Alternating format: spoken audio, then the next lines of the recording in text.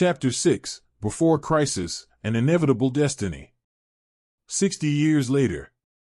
Naruto ran frantically with a series of incredulous screams, a divine testament of his terror that he might be apprehended by his pursuer, and experienced the horror as an aftermath from his capture.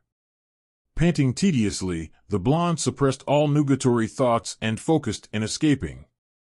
Although he was hoping for a brave man to intercede his pleading for a possible extrication of his current situation, Naruto knew it was futile to withdraw from his predicament. When a murderous growl emitted from the pursuer was perceived, Naruto's natural speed of cognition stimulated his adrenaline to the peak.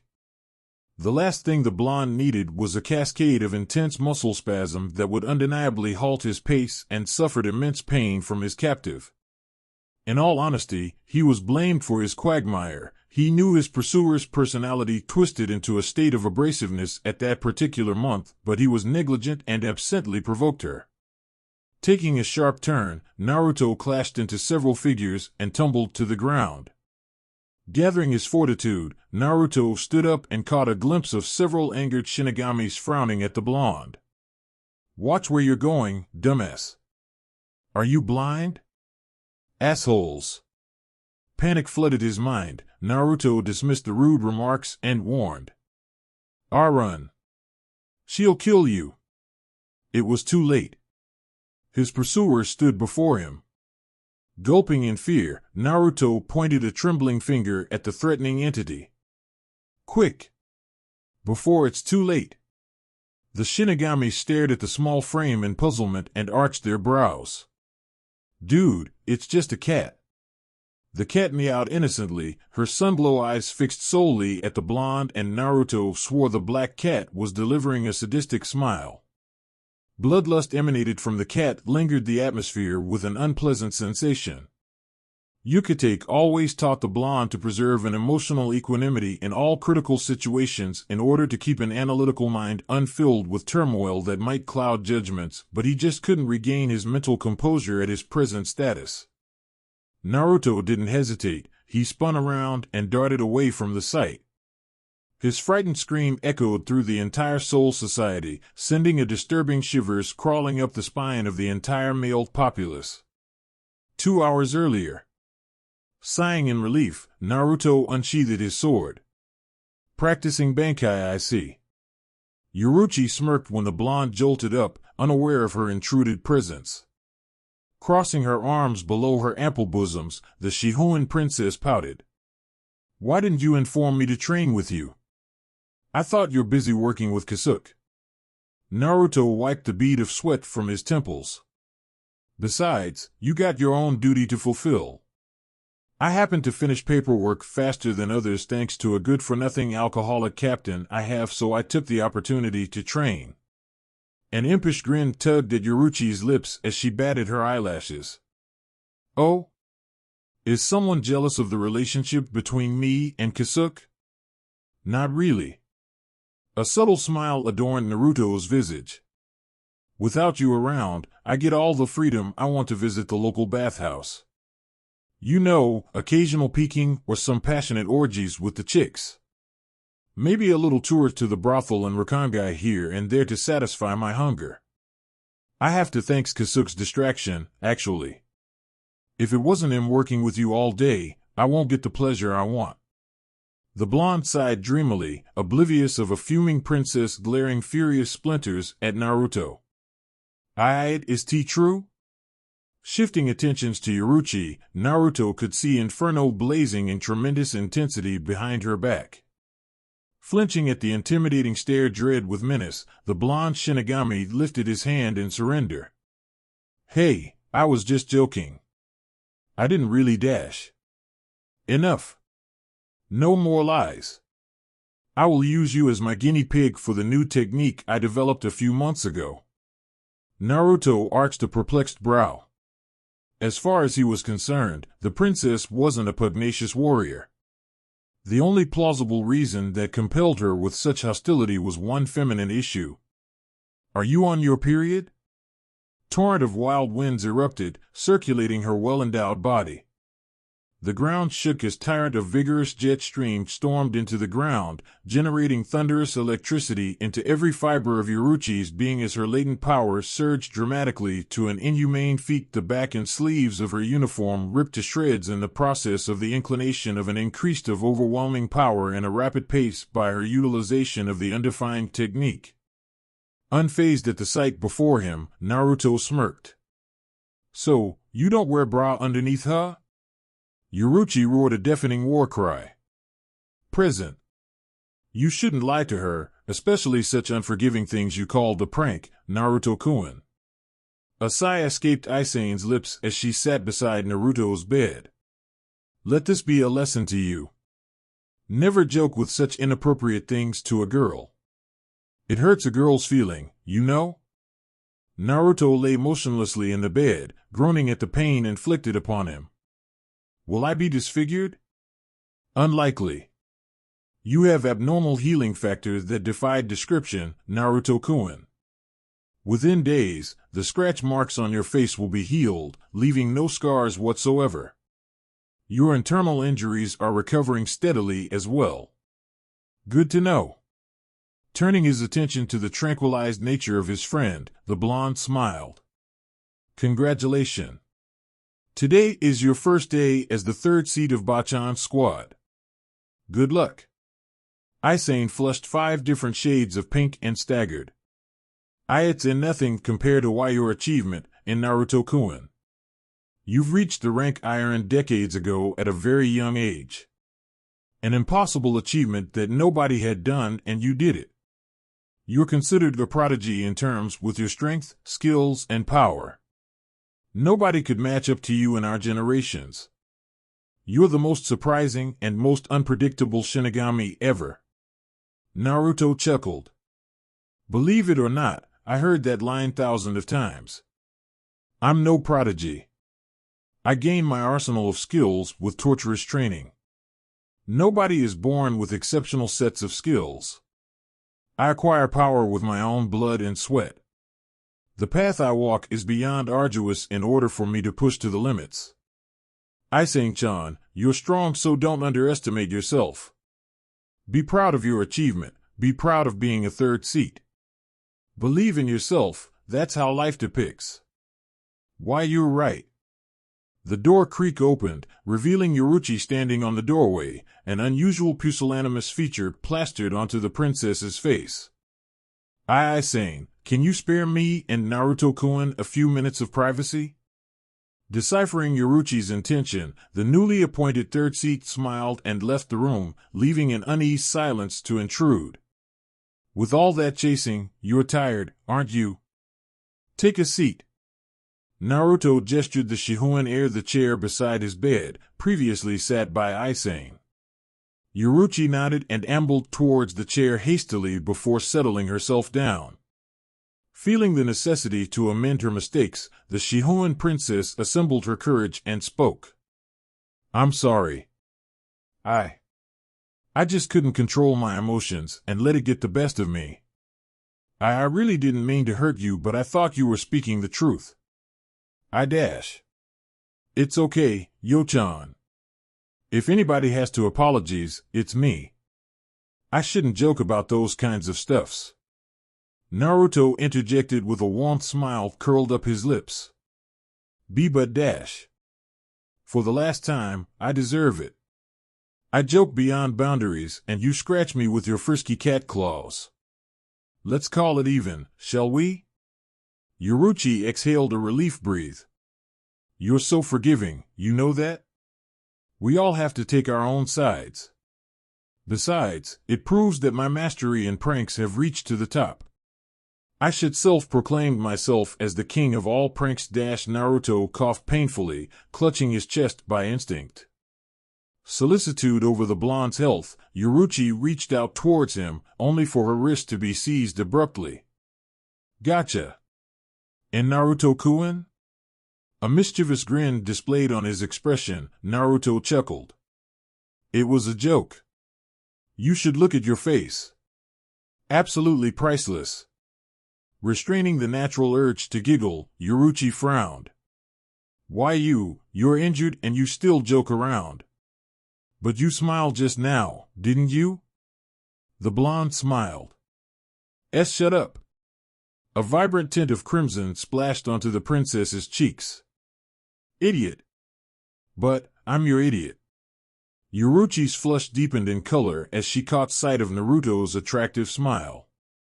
Unable to resist the lustful temptation burning within her that was yearning for the blonde's smoothing touch, the princess leaned forward to take the initiative. Comprehending the Shihoan heir's desire, the blonde awaited their lips to connect, readied for a passionate kiss. As their lips were inches apart. Are we interrupting something here? The pair jolted up and noticed several familiar figures standing at the doorway. We can visit the other time, you know? Shinji flashed a teasing grin. Since you guys are so concentrated on whatever you're doing, you didn't even sense us coming in from the door. Laughing at the embarrassment Naruto and Yuruchi were suffering, Urahara smirked. Or you can continue whatever you're doing. Please don't hesitate on our accounts.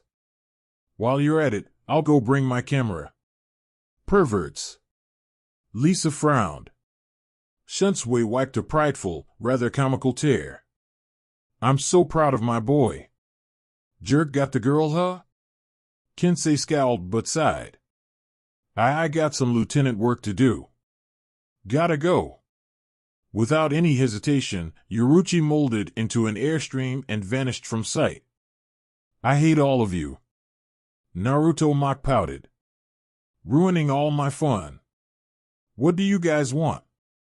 The visitors walked into the room and examined the spacious medical private chamber reserved specially for the blonde. Leaning against the wall, Shinji commented. We heard everything from Isane, and so we decided to come checking on you.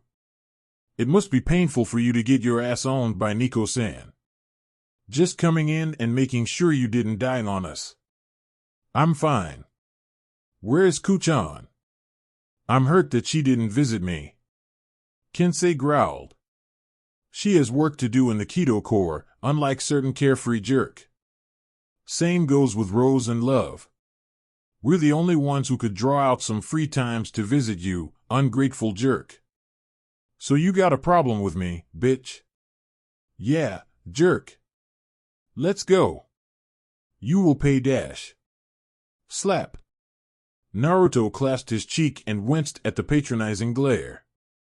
Why did you do that for, Lisa-chan? Seriously? Joking about such shameful acts, you inherit all of the unwanted personality from our idiotic captain.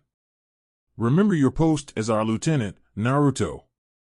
What you did reflect to the characteristic of our division, bird brain. But I was just Jock Dash. Slap. What the hell is your problem? What's my problem? I'll show you what my problem is. It took Kensei, Shinji, and Urahara to subdue Lisa's raging charge on a certain blonde. Let go of me. He clearly doesn't understand his place. Let go of me, bastards. Naruto stuck out his tongue, agitating Lisa's existed enraged status. Urahara, ineffectual in restraining the female Shinigami, bellowed. Calm down, Lisa. It was all a joke, calm yourself down. Damn it. Gripping her waist, Shinji screamed. You should know him by now. He was just joking. Fuck. Jerk, do something. Kensei was losing his grip on the struggling Lisa. I can't hang on much longer. Oh?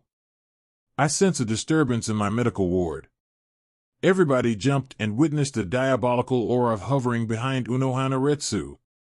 There are other patients living beside this ward. Please keep the volume down of your mediocre quarrels, or I will have to make sure there is peace in here. I hope the latter doesn't require my doing. Do I make myself clear? Gulping in fear, everybody nodded dumbly and Retsu retained a smile unfilled with malice. Thank you for your understanding. The visiting hour is almost up. I will kindly suggest all of you to leave. If you may, Lieutenant Hirako of the 5th Squad, Lieutenant Mugiruma of the 9th Squad, 3rd Seat Urahara of the 2nd Squad, and 3rd Seat Yatamaru of the 8th Squad. Captain Kairaku, please stay. We got some business to discuss with you, Lieutenant. The group sighed and obliged to the order, which Lisa shot the Naruto a fiery stare before leaving. Shunsui, aware of the typical topic of the conversation, swallowed the nervous lump in his throat and eyed the captain of the 4th Squad warily. What is it, Hana-chan? When everybody left, a murderous intent filled the room with ferocious intents instantly. You have corrupted my innocent boy to a perverted man, Captain Kairaku. Most unforgivable. The smile that promised unimaginable pain was presented on the female captain's visage. And you, Naruto-chan. You toy with people's feelings with such despicable jokes. You have crossed the line too far, young man. For that, you both require a lesson to improve your life's qualities. After our enjoyable session, the both of you will know how to repress the perverted nature within you. Ieroji-san, do you suggest we run? Why up? Shunsui and Naruto dashed out of the window promptly. Next day. Do you see her, Xiaoling? The lady in that palanquin is the princess of the Shihoin clan, the Sacred Armorers. She will eventually rise to the top of her family's expectation and become the leader of the Onmitsukido. Her power will bring fame to both the noble clan and our lesser clans. We, of the main family, must give everything for her. Our power, our abilities, our sword, our body, and our souls belong to her. All of them? A timid voice queried. Yes. All of it. That is our fate. From today onwards, you will be renamed as Soifin and carried out your duty as a faithful servant. It is your fate and destiny to serve her, as well as ours. You will live only 4 dash. A loud explosion occurred on the bridge the princess was strolling, causing everybody to widen their eyes in trepidation. Raising their weapons, the personal bodyguards of the Shihoin heir stood beside her as the guardian of their sovereign. As the smoke cleared, Yoruchi laughed, causing a perplexed commotion amongst her people, especially a certain young girl who viewed the princess with utmost admiration. That was a dynamic entry, Naruto-kun. Epic, isn't it? Crashing into the party with a smoke bomb, and when nobody notices, bam. Seriously, your security sucks balls. Frowning at the reprimanded statement, Yoruchi turned her furious attention at her guards. You heard him. I'm disappointed with the security here. Go fix it up, incompetent saps. But. Naruto-sama's skills dash. Excuses. Now go. Bunch of worthless ingrates. The guard units scrambled in fear. Naruto arched a brow. I swear, you act and speak more and more like Kuchan. I took lessons from her. Disciplinary Act 1, mobilize your soldiers with force. Placing both hands on her exotic curved hip, Yoruchi laughed sadistically. Best way to make your soldier work extra hard or only pain will come. You got some serious issues. The blonde deadpanned. Take one to know one. The princess winked suggestively. So, why do you storm in here for? Hope it isn't just for show. Training. Let's go. Without a moment of delay, Yoruchi discarded her grand yet exquisite golden kimono, much to her servant's dismay, exposing her Shinigami outfit. Racia. Can you beat me? That's a question. The princess pouted. We'll see about that. The pair vanished, morphed into a twin of jet streams with a low rumbling echo, sending the servants of the Shihoin clan in jeopardy while a flabbergasted Soifin was curious of a certain blonde who conveyed matters with her adored idol in such a casual manner. Naruto and Yoruchi arrived at their usual training territory built by Urahara. Originally, the chosen place was formerly a cavern isolated from Rakangai or Soul Society but unknown to the populace. The lake hidden underneath the rocks contained an exceptionally lake possessing miraculous ability that accelerate the healing factor of any wounds on an individual's body. Urahara felt the obligatory of exploring the mystical site, which held ambiguous wisdom that might prove vital for the future of Soul Society. Within days, the laid-back scientist demolished the entire cavern and built a spacious training section for specific people, cloaking the site with illusionary Kido in the process of hiding it from the general public. Adumbrating a possible drastic invention in the destined future, Naruto and Yoruichi vowed never to disclose the existence of the mysterious terrain for the sake of Urahara's research in refining precious minerals. Naruto arrived in the training ground with a sonic blur, followed by the Shihoin princess, panting anxiously from their competition. "I win," the blonde declared. "You cheated." "Nope. I win fair and square." Fuming with rage, Yoruichi frowned. "You groped my ass." Naruto smirked. "You never say no groping." The Shihoin heir folded her arms with mock anger. "Bottom line is, you cheat."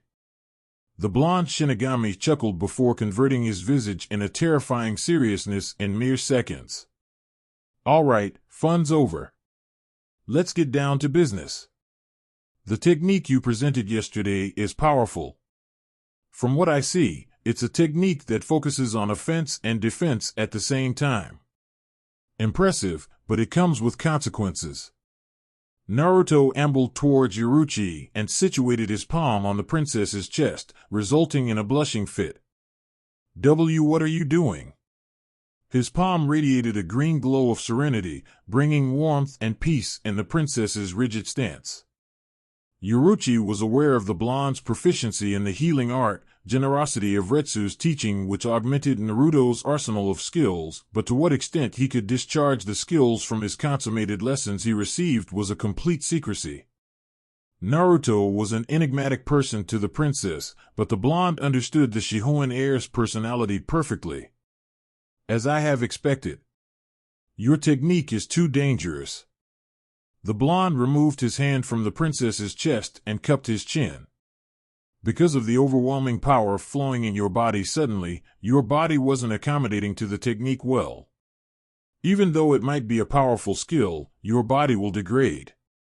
The tissues within you are being torn and healed instantly as you utilize the technique. It will shorten your lifespan." Yoruichi widened her eyes. Really? I didn't feel anything though." "Of course. Your mind and body is too focused in controlling the sudden rise of power, the pain becomes a tickle to you. Yo-chan, listen to me, don't use that technique again. I don't want to see you getting hurt. But, it's my technique. Something nobody has attained." Naruto sighed. "All right. I'll help you in the technique, but I can't use it. It will be a bump in the road, but well, we'll get through it." The princess arched a brow. "You can't use it? I was planning to teach you the technique." "No. This technique requires a female body to perform. Judging by the fact that you store all of the impulsive power on your back, hence the tear on the back of your uniform when the technique is applied, it's safe to say that only a female's body structure can handle the technique.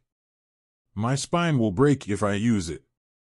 A smirk adorned on the princess's face. "I'll like your spine to break." "Certainly. Now, let's practice our techniques beyond Shumpo. I developed a technique myself secretly a few days ago, but yet to perfect it." Naruto channeled his fierce Ryatsu into his veins, his sapphire eyes glowed a bright blue as an outcome. Snapping his fingers, 10 exact copies of Naruto surrounded Yoruichi in a flash, startling the princess. "So, what do you think? They are the afterimages of using a high-speed Shumpo, and they have a mind of their own. I have yet to name this technique." "Wow! Are they solid copies?" Yoruichi stepped forward and touched the replica. "They feel real." There is a problem, though. As those words were articulated, the clones burst and dissolved into breeze of winds. Yeah, that's the problem. There is a time limit for my creation. 10 seconds is the max. I'm still trying to work on the timing expansion. Then we should come up with a name for our new techniques. The princess chirped. Names? Hey, I got one for yours. Yoruchi raised a questioning brow. What's that? Sexy stripper technique. The Shihuan heir blushed. How dare you? Hey! Your technique make you strip dash. It tears my sleeves and backs off, that's all. Naruto grinned. And show the world that the great Shihuan Yoruchi wears a sexy thong. Disappearing from her position, Yoruchi reappeared behind the blonde and launched a volley of lethal kicks. Once her foot was connected into the blonde's spine, Naruto dissipated into a gentle breeze. Frustrated at the diversion Naruto created for himself, Yoruchi sped around the training ground. Not far away, the blonde concealed himself behind an enormous rock, chuckling at the princess's inability in sensing his presence. Night had fallen, flicking stars swept across the vault of heaven with a few swell of dark clouds decorated in the sky. After a long tiring session of intense training, Naruto and Yoruchi were strolling towards their respective household together. The Yamamoto clan and the Shihuan clan coincidentally were located between separated junctions. Technically, both clans were claimed neighbors but were deadly rivals ever since the foundation of Soul Society. Upon reaching the separation route, Naruto sighed. I guess we're here. Yeah. For unexplained reasons, an instinct strifed the blonde to do the unexpected. He grasped the princess in an affectionate embrace. Yo-chan. I got something to tell you, the truth is. Naruto gently pushed Yoruchi away, staring his cerulean eyes into the princess's sunglow orbs. What is it? The princess flushed a brilliant streak of red, waiting for the blonde's confession. I gotta go. See you tomorrow. In an instant, Naruto vanished into mere resonance of rumbling echo, leaving a disappointed princess behind. Naruto sneaked into the province silently, his irregular mood changed, wasn't capable of unwanted attention. All he needed to do was to mutely cross the garden lengthened in a gargantuan magnitude, the elegant and rather vast living room, pass through the seemingly interminable hallway, and he would reach his room, a definite feasible plan with only one possible obstacle, his grandfather. Anticipated in precise caution, Naruto reached past through the garden, and when he stepped foot into the living room, Jinryusai had already been expecting for his grandson's arrival in his chair. Hey, Gigi. It's that the greeting I get for worrying over my grandson's safety? The blonde smirked. Come on, Gigi. You don't worry for me. I'm a grown-up now. To me, you're still the little foolish boy. Naruto chuckled and sat beside his grandfather. So, what is it do I deserve the honor of my most awesome grandfather's presence? The aged captain sighed. Cut your formality blasphemy. Such a reckless child you are. I'm sorry, Gigi. Want a kiss? The adoptive grandfather shattered his strict demeanor and laughed. You're always the same. How have you been, my boy? It's been a while since you come back home from your division's barracks. You know the usual. A mountain load of paperwork. It's the most disgusting job ever. I can't believe I'm a lieutenant for almost 30 years serving Eroji-san. Shunsui might have a laid-back personality, but his wisdom and power is dash. Unspeakably strong. Naruto finished for his grandfather. Said that hundreds of times. Then I will offer you good news. The blonde arched a brow. What is it? I don't get to do paperwork anymore? Quite the opposite. With several supports from some recognizable captains, we have come to a conclusion of promoting you to be one of us. A captain. Naruto sighed in mock sadness. Great. More paperwork. Kami has no mercy to my poor soul. Which squad am I taking over? You will be informed during tomorrow's ceremony. That's fast. I'm promoted by tomorrow because of the lack of manpower? You fit the criteria of being a captain long ago. Besides, the rebels are advancing with their troops. It won't be long before they started a full-fledged civil war between us. Those renegade Shinigami will take any opportunity we could offer to them as a possible way to take over Soul Society.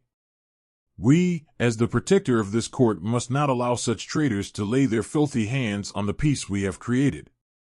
What we need now are potential fighters willingly to fight in the front line of the battlefield and lead our warriors to victory. Naruto shrugged nonchalantly before wrestling up to a standing post from his seat and ambled towards his room. Yeah, I know. Just send somebody to tell me the venue and time for the ceremony. Hope it isn't a hassle. Naruto. The blonde paused in his track. I'm proud of you. Grinning in satisfactory, Naruto muttered softly under his breath. And I'm proud of you as well, Gigi. Good night. Father, please. You can't do this to me. You fool. You should know better than me. The day that tattoo was imprinted on your leg, you're destined to betroth to the heir of a greater clan, and it happens to be the heir of the Kuchiki clan. You will wear that dress and attend your wedding ceremony tomorrow. Don't try escaping. I have ordered the entire Anmitsukido and my 2nd Division's troops to secure your room. If you are found guilty of escaping, you will receive the rightful punishment. Do I make myself clear? Tears flowing from her eyes, Yoruchi pleaded. But father, I have never even seen the heir before. How could you dash? Silence. Stay here and be good. What you're doing now is for the greater good of our clan. Your marriage is a proof of an alliance with the Kuchiki clan. It won't be long before we conquer all of the nobles' clan and proclaimed ourselves as the strongest. Now, do what is best for the clan and be obedient before I have men strip you down for a humiliating chastity test in front of my squad, insolent wench. The Shihoan lord spun around gracefully before leaving the room, imprisoning his daughter in the confining room without a spare of glance at the sobbing princess whom was crying her sorrow into her hands. I am sorry. Naruto-kun. I'm sorry. Underscore. What will Naruto's squad be? Most importantly, what is his squad in charge of? That's the most important matter I have here. And Yoruchi's fate finally caught up with her. What will Naruto do? Chapter 6 End. Peace out. Chapter 7 Her Reflection. Naruto Crash opened the door, his breath exhaling tediously and his sapphire eyes widened in dismay. I object. This wedding. I object. The guests of the supposedly harmonious ceremony frowned at the unorthodox, rather outrageous actions the blonde had done. Unnerved at the impudent intruder, a man from the audience stood up and lifted an accusing finger directed at Naruto. Why, you insolent good-for-nothing piece of trash? How dare you interrupt this fine wedding from the arrangement of clans? We should throw you behind bars and dash. Enough! Yoruchi exclaimed, silencing the crowd. Naruto-kun, you have arrived. Unsettling at the monotonous tone, Naruto scowled. Yo-chan. What's going on? What's with the wedding and the dress? Isn't it obvious I'm getting married? Be but dash. You have never noticed my feelings for you. You only focus on yourself and act as if you don't care about this world. Don't care about me. You do things your own way and make decisions that only satisfied your own hunger or needs, yet you have never sincerely asked for my opinion. You toy with my feelings like it was a joke to you, like it was a prank that you pulled. You never try to understand me, and now I will torment you for your sins. I will make you regret the day you met me to the end of your life. Yo-chan. Wait. That's not true. Please, let me explain dash.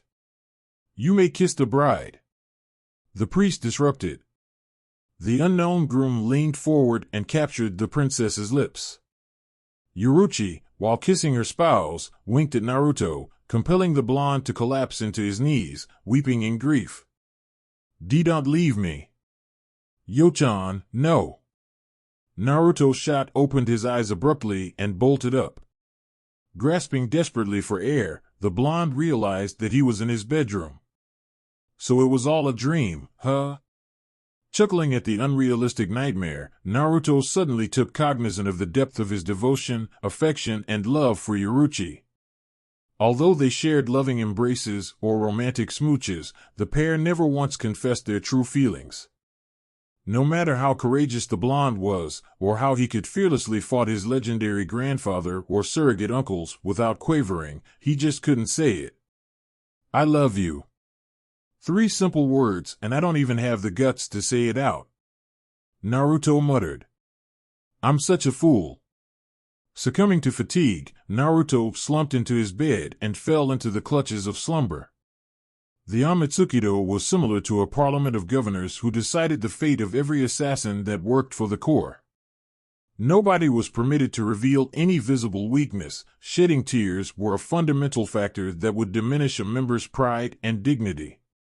Rules and regulations were the priority of every warrior under the command of both the 2nd Division and the Amatsukido, in which every assassin were trained to place their missions as the true objective. Comrades were mere tool for victory. Those practices disgusted Yoruchi. She discarded such theories and believed that only teamwork should one gain success. If it wasn't a certain blonde who showed her what was like to have true friends, the Shihoin princess might actually follow the traditional constitution passed down by generations. But now, she was but a helpless woman. Father's orders are law. It is something I cannot alter. I'm sorry, Naruto-kun. Yoruchi bit her trembling lips as tears fell uncontrollably from her sunglow eyes. Be with you has opened my eyes.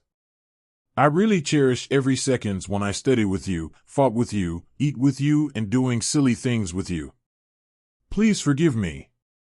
The Shihoin heir muttered solemnly to the wall beside her bed. We're not meant to be together. Hugging the fox plush toy Naruto bought for her a decade ago, Yoruchi wept her sadness and misery into her memento of her only lover. 10 years ago. It was almost an Arctic night filled with nebulous clouds obscuring the clarity of the night. Snows fell as if everlastingly, flooding the road and pavement with a layer of snow blanket. Naruto and Yoruchi, dressed in a pink and purple coat and scarf respectively, strolled the isolated park together, hands interlocked with each other securely. It's cold. Why did you bring me here? Yoruchi examined the park disinterestedly. I have a present for you. Naruto smiled.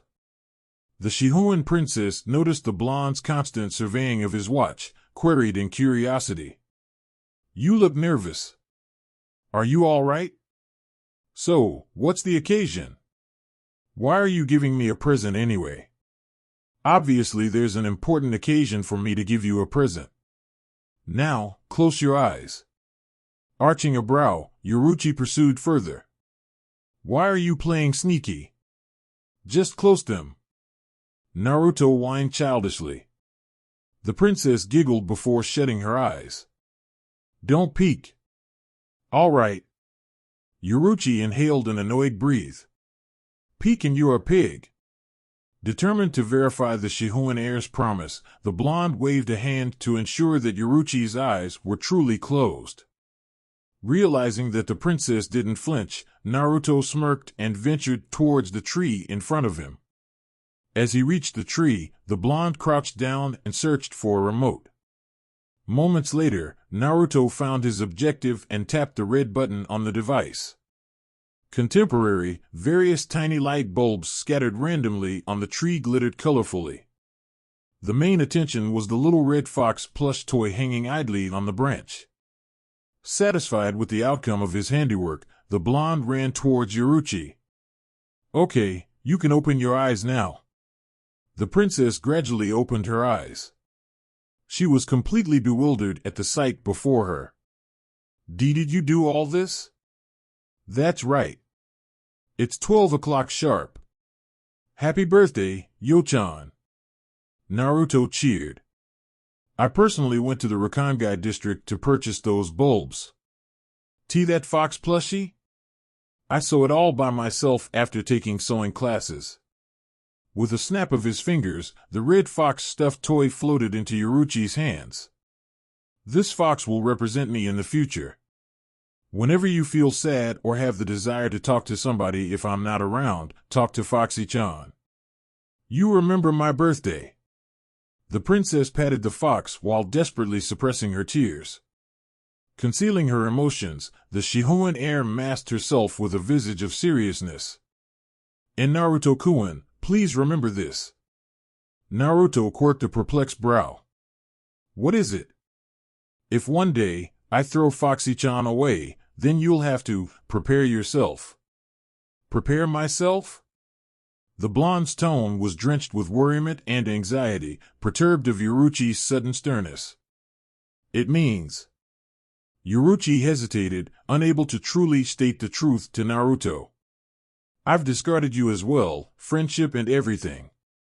10 years later. Tell me, Foxy-chan. Yoruchi was suffocated by her own grief as her sob turned unbearable. What should I do? Talk to me. Aren't you Naruto-kun? Why aren't you talking to me? That night, the princess in despair slept with dried stain of tears on her reddened cheeks. Are you sure about this, master? Are you questioning me, servant? The servant bowed. No, sir. But, using your daughter's happiness as bargain chips to dash. Fool. The Shihoan clan has sustained a dishonorable defeat in the Yamamoto's hands for years. I will never sign a peace treaty agreement with the old fool and his imbecile grandson. The Kuchiki clan is weakened after Koga's revolt. When the time comes as both the Shihoan clan and Kuchiki clan merged, we will overtake the Kuchiki clan immediately. Jinrei will have no authority not to acknowledge the supremacy of the Shihoan clan after his son-in-law defected against Soul Society. With the combined forces of both clans, the Yamamoto clan is nothing but a hindrance to my greater goals. That daughter of mine is merely my tool to achieve greatness for my clan. The servant, though loathing his master's action inwardly, spoke emotionlessly. How about Naruto-sama? Yoruchi-sama has a close relationship with that man. Almost as close as lovers. If my guesses are correct, Naruto-sama didn't tangle himself in a relationship with Yoruchi-sama because of the clan's feud. If it wasn't the eternal rivalry between the Yamamoto clan and the Shihoan clan, they would have already become couples. Whatever. That kid is just an eyesore in my plans. I have already planned methods to break those two up. Once that kid gave my daughter up, she will be doing my biddings willingly like a slut she should be. With that, the Shihoan elder crackled manically to the night. The day was an empyrean blue with decoration of several spores of clouds on the sky. The gentle breeze blew past, shaking the trees lightly as petals of green leaves sank to the ground. Naruto smiled as he stared apathetically at the blissful scenario. He's attending the promotion ceremonies soon, and he would be the first of his generation to reach the predominant level of superiority within the military force of the Shinigami. Yet, there were still things he needed to do before the commencing ceremony started. I'm going to confess today. I'm going to tell Yo-chan how I truly feel about her. Naruto smiled. A female servant strolled past the courtyard, which caught the blonde's recognition of his situation. An idea formulated in his mind, Naruto smirked before yelling for attention. The maid, perceived of Naruto's calling, ambled forward and bowed in unconditional respect. What can I do for you, Naruto-sama? Are you hungry? Which cuisine do you crave? Is Western appropriate for your taste? Or perhaps you need help in education's problems. History, geography, sex ed? The blonde blinked, unable to register everything the maid fired with words. No? Anyway, I need your help in relationship problems. The maid widened her eyes before smiling at her young master. What kind of relationship problems? You see, my friend likes this girl for years. And he thinks that this girl likes him as well. He doesn't know how to confess his feeling to her, and he dash. Young master, perhaps you should start a casual conversation with Yoruchi-sama and escalate the topics naturally to the relationships between the both of you. Have some courage, Naruto-sama. Naruto's jaw dropped. How did you? I've been looking after you for years. I know your lying expressions. You staggered a bit every time you tried to lie. The maid claimed nonchalantly. The blonde's face faltered. I see. Maybe you can try buying an engagement ring for Yoruchi-sama? If you need help with it, I can ask our fellow servants to help you. After all, a woman understands a woman better than a man, right? Don't keep Yoruchi-sama waiting for too long, Naruto-sama. Yuri right. Let's go.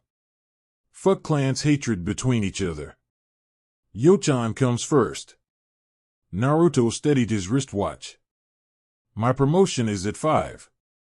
It's currently 12, there is definitely time for me to tell her. I will prepare for our excursion. Bowing in veneration, the maid swiftly sped away to notify other participants for the expedition. Hey, I'm gonna visit Yoruchi. Won't be back for dinner, Kyan. Tell Ganju not to hang with those hooligans or I will kick his ass when I gets back. Yeah, whatever. The eldest Shiba took a sip of his tea and continued admiring the serene view of nature. Kukaka grinned as she sped towards the Shihoin compound, unaware of her best friend's inextricable predicament. Yoruchi, dressed in a mulberry kimono glamorized with elegantly sow orchid decorated on the fabric and an array of delicate jewelries that embellished her beauty, sat gracefully on the banks of a lake. Today was considered an auspicious day for a grandiose wedding tradition to be held. It was the day where she will be forever separated from Naruto and yielded reluctantly to the fact that there was no serendipity between her and the blonde, the cruelty of the thread of fate that determined her solitude with a being she never known in her life.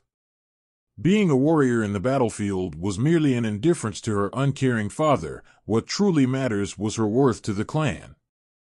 Reaching to the golden tiara situated on her head, the princess placed the invaluable statuesque accessory on the surface of the lake and watched the jewelry drifted along with the lake's pace.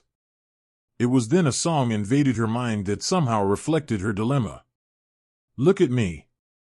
Yoruchi gazed at the replica of herself with a slight hint of sorrow adorned on her features.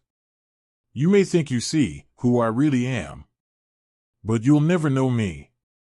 Retrospection of her father's years of neglecting her existence, a tear slowly formed in her eyes. Every day, it's as if I play a part. Now I see, if I wear a mask, I can fool the world. The princess swayed her purple fringes from her sight.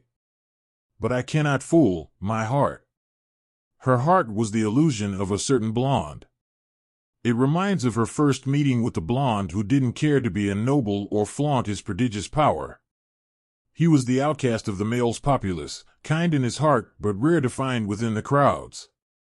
Who is the girl I see, staring straight back at me? When will my reflection show who I am inside? Yoruchi watched as the personification of her soul singing along with her in the image of herself in the pond. I am now in a world where I have to hide my heart and what I believed in. But somehow, I will show the world what's inside my heart and be loved for who I am. The beautiful melody of her voice brought numerous butterflies dancing, encircling her in a spiral. Who is the girl I see, staring straight back at me? Why is my reflection someone else I don't know? Must I pretend that I am someone else for all time?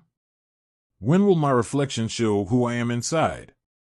As she sang the chorus, reminiscence of her days with Naruto sprang to her mind. There's a heart must be free to fly. Contemporary, it was the cold reality that the entwined of her destiny with Naruto occurred in the forefront of her mind. Tears uncontrollably cascaded down her reddened cheeks. That burns with a need to know the reason why. Why must we all conceal what we think, how we feel? Must there be a secret me I'm forced to hide? Her tears dripped to the pond, causing an aftermath of ripples. I won't pretend that I'm someone else for all time. When will my reflection show who I am inside? Yuruchi's heart ached painfully as she saw her grieving replica crying in the pond as well. When will my reflection show who I am inside? As the song reached the epilogue, a servant walked briskly towards the princess. Milady, it's time for you to get ready for the wedding ceremony. Lord Shihoin and Lord Kuchiki are in the hall, attending guests. Yuruchi wiped her tears, gradually regaining her mental composure. I will get ready promptly. This isn't good. Kukaku widened her eyes as she hid behind the wall of the garden. I must inform Narubaka. That captain of Squad 2 is surely despicable, holding a secret wedding in order to prevent a possible disturbance. Yuruchi is so in a deep shit. With allowing a single moment of delay, the Shiba princess vanished into a rumbling echo. The Lord of Shihoin was currently entertaining the invited guests in a heated debate of the principles of applying tactics strategically in the art of war while observing any possible threat in the clandestine ceremony. If any members of the other clans discovered his conspiracy, there would, beyond doubt, that an uproar would occur to interrupt the wedding. To prevent them to await for a cure, the elder had placed several spies and sentinels from both the Onmitsukido and his Squad 2 division to relay messages to him if any threats arose. Suddenly, a blur of Sonic manifested beside the Shihoin leader and an assassin of the clan appeared. Blending to the crowd, the soldier whispered to the leader silently. Upon hearing the news, the Lord gritted his teeth. So that kid is heading this way, huh? Interval his passage and fake a lie about what's going on. Do anything to stop him. Sir, based on the reports, Naruto-sama is a man whose knowledge rivaled even the minds of Sotei Shudano. We believe concealing an army of soldiers behind our tracks would at least stop him if he decides to attack us. His power is not something we can underestimate. There are several times he manages to bypass our security that not even our lieutenant could cross the border without triggering the alarm. His knowledge in traps, deceptions, and war must be put in consideration. The leader rolled his eyes and growled. Do whatever it takes to stop him. Yes. Naruto strolled towards the Shihoin palace with a happy tune while his purchased diamond ring stored in his pockets, but paused in his steps when several ninjas from the Shihoin clan assembled around him along with a possible of hundreds of men under camouflage. Naruto-sama, you are not allowed to enter the compound. The guard eyed warily of the katana strapped on the blonde's waist. Legend had it that the heir of the Yamamoto clan wielded one of the strongest elemental Zanpakuto that possessed power unparalleled to many other Zanpakuto. We're under orders to keep all intruders away. Please understand. Naruto raised a perplexed brow. What's going on? Why can't I visit the compound? Surely the captain of Squad 2 misses me for not visiting him, right? It is because Taishu-sama misses your presence. He asks sincerely for you to visit him some other day. A random guard lied smoothly. Really? Say, what's the occasion? A simple house gathering to celebrate our anniversary. Naruto grinned. Anniversary of what? The guard stuttered, desperately trying to envisage a lie that might fool Naruto. Of the fame and reputation the Shihoin clan had earned throughout the years.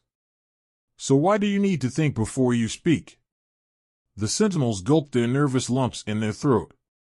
For what I know, Old Man Shihoin will give detailed information of what the ceremony is about to his men, for he's a person who detests incompetence. for hesitating approximately 3 seconds and 26 milliseconds prove the fact that all of you are lying. The guards bowed.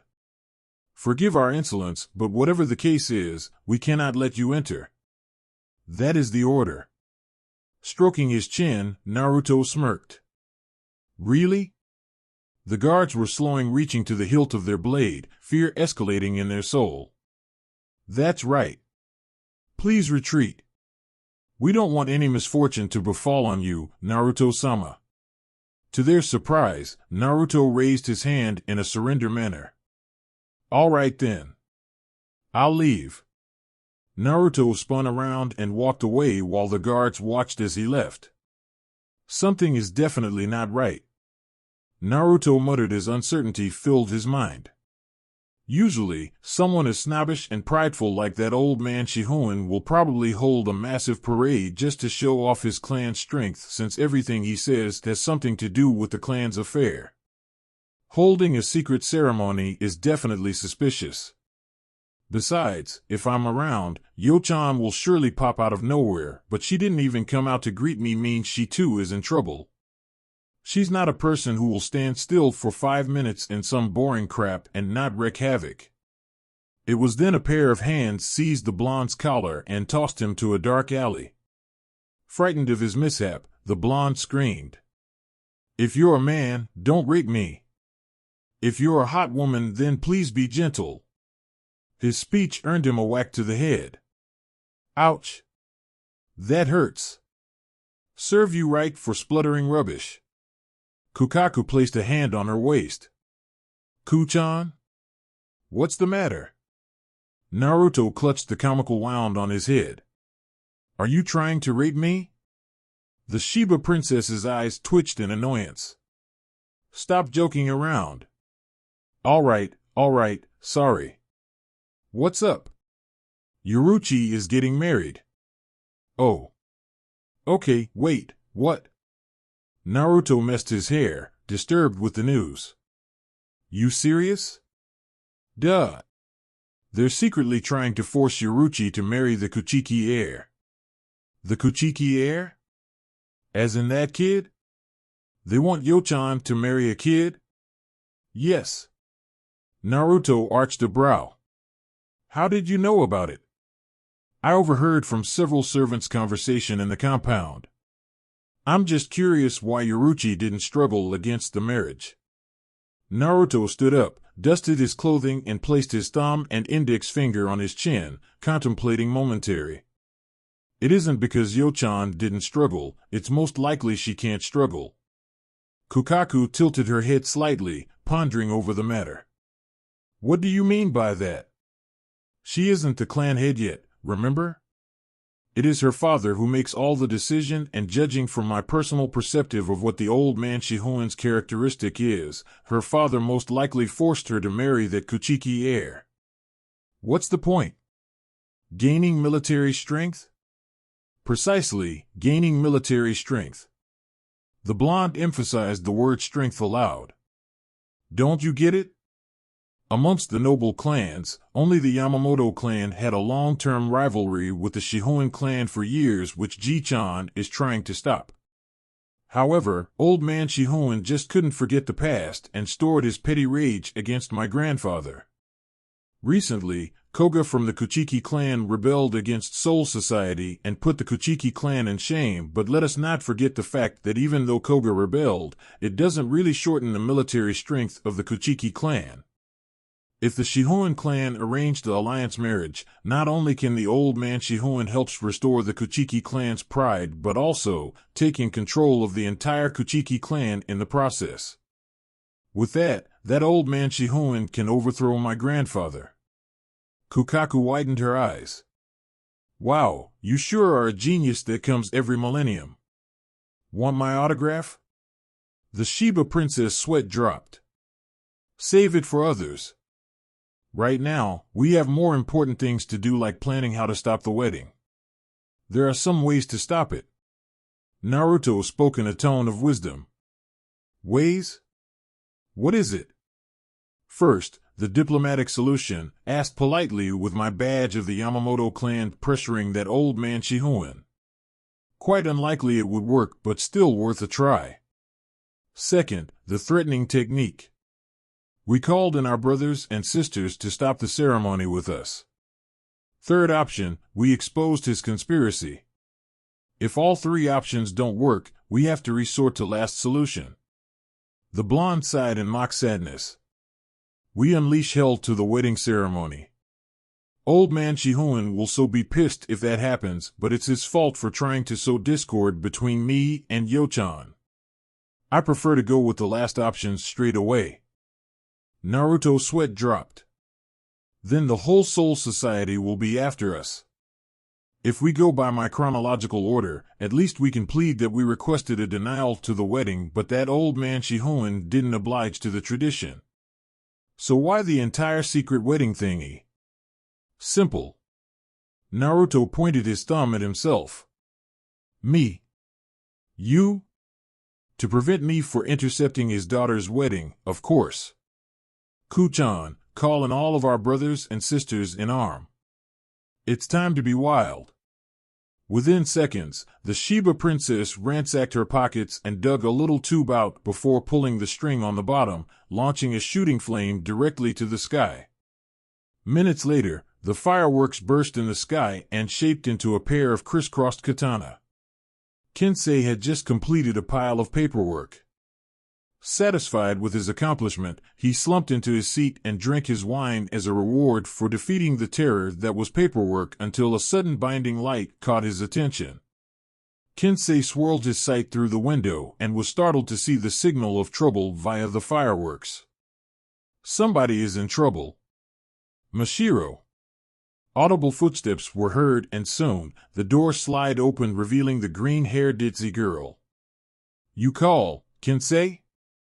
Someone is in trouble, let's get to it as soon as possible. Shinji hated his job as lieutenant with a boiling passion. The stereotypical view of being a Shinigami was equivalent to reaping souls, but the truth was, even afterlife required officers to do paperwork. Worst was, it never stopped growing in terms of the amount of work that was needed to be done. I just wish something drastic will occur so I can get away from this shit. In fact, I'll do anything to get rid of all these paperwork. Cammy, why don't you show me some love? At the exact moment, the fireworks alarmed Shinji. Eh? Isn't that the symbol of danger? So Cammy did hear my plead. Thank you for showing mercy to me. In a sonic resonance, the 5th Division lieutenant dissipated in a charge of air blast towards his destination. Urahara scratched his head in confusion. It was simply strange for his captain, the wild and sometimes crazy Uruchi Shihoin, not to make his life miserable. Perhaps Cammy is showing me love and gives me a day off.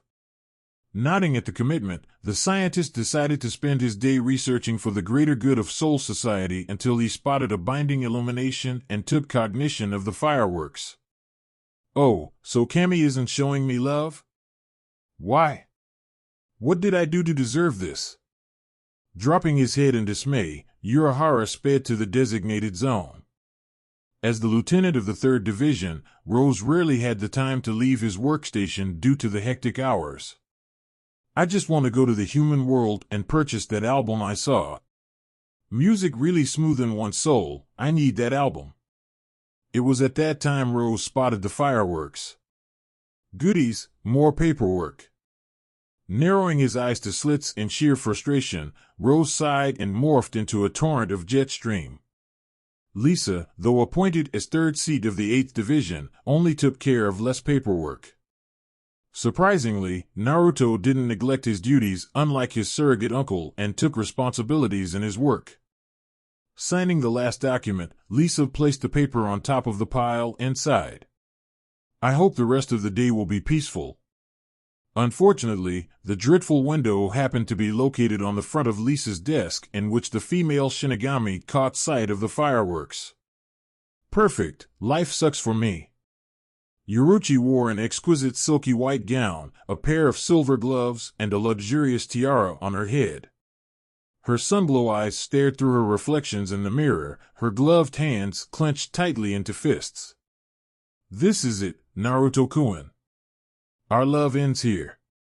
Abruptly, the Shihoan princess noticed several fireworks bursting in the sky outside her window several miles away and widened her eyes of the forthcoming quandary. No. Naruto-kun found out about the wedding. I think he's going to do what I think he's going to do. The imminent quagmire was absolutely unavoidable and definitely going to deliver an impact to the transcended history of Soul Society. Chapter 7 End Laters. Chapter 8 The Neutral Party. Yoruichi had gave up hope. Even if Naruto barged in and caused an ugly commotion, her father would do anything within his power to ensure the success of her marriage. The only problem was, what was the enigmatic blonde planning? Praying silently, she could only ask Kami for Naruto's safety. Thanks for calling me here. God, you don't understand how much paperwork I've avoided thanks to you, pal. Shinji shook his fellow blonde's hands enthusiastically. So, what's the problem? Why call us here? Naruto only nodded. Long story. Allow me to shorten the whole content. Yoruichi is going to be married, and I need all of your support for the sake of my plan. Your plan? Everybody queried in deep curiosity. That's right. A subtle smirk plastered on the blonde's comely features. Now, about my plan. The guests had arrived. Everybody was chatting among themselves, either perplexed with the age differences between the groom and the bride, the willingness of either parties, or the happiness that both the groom and the bride attained.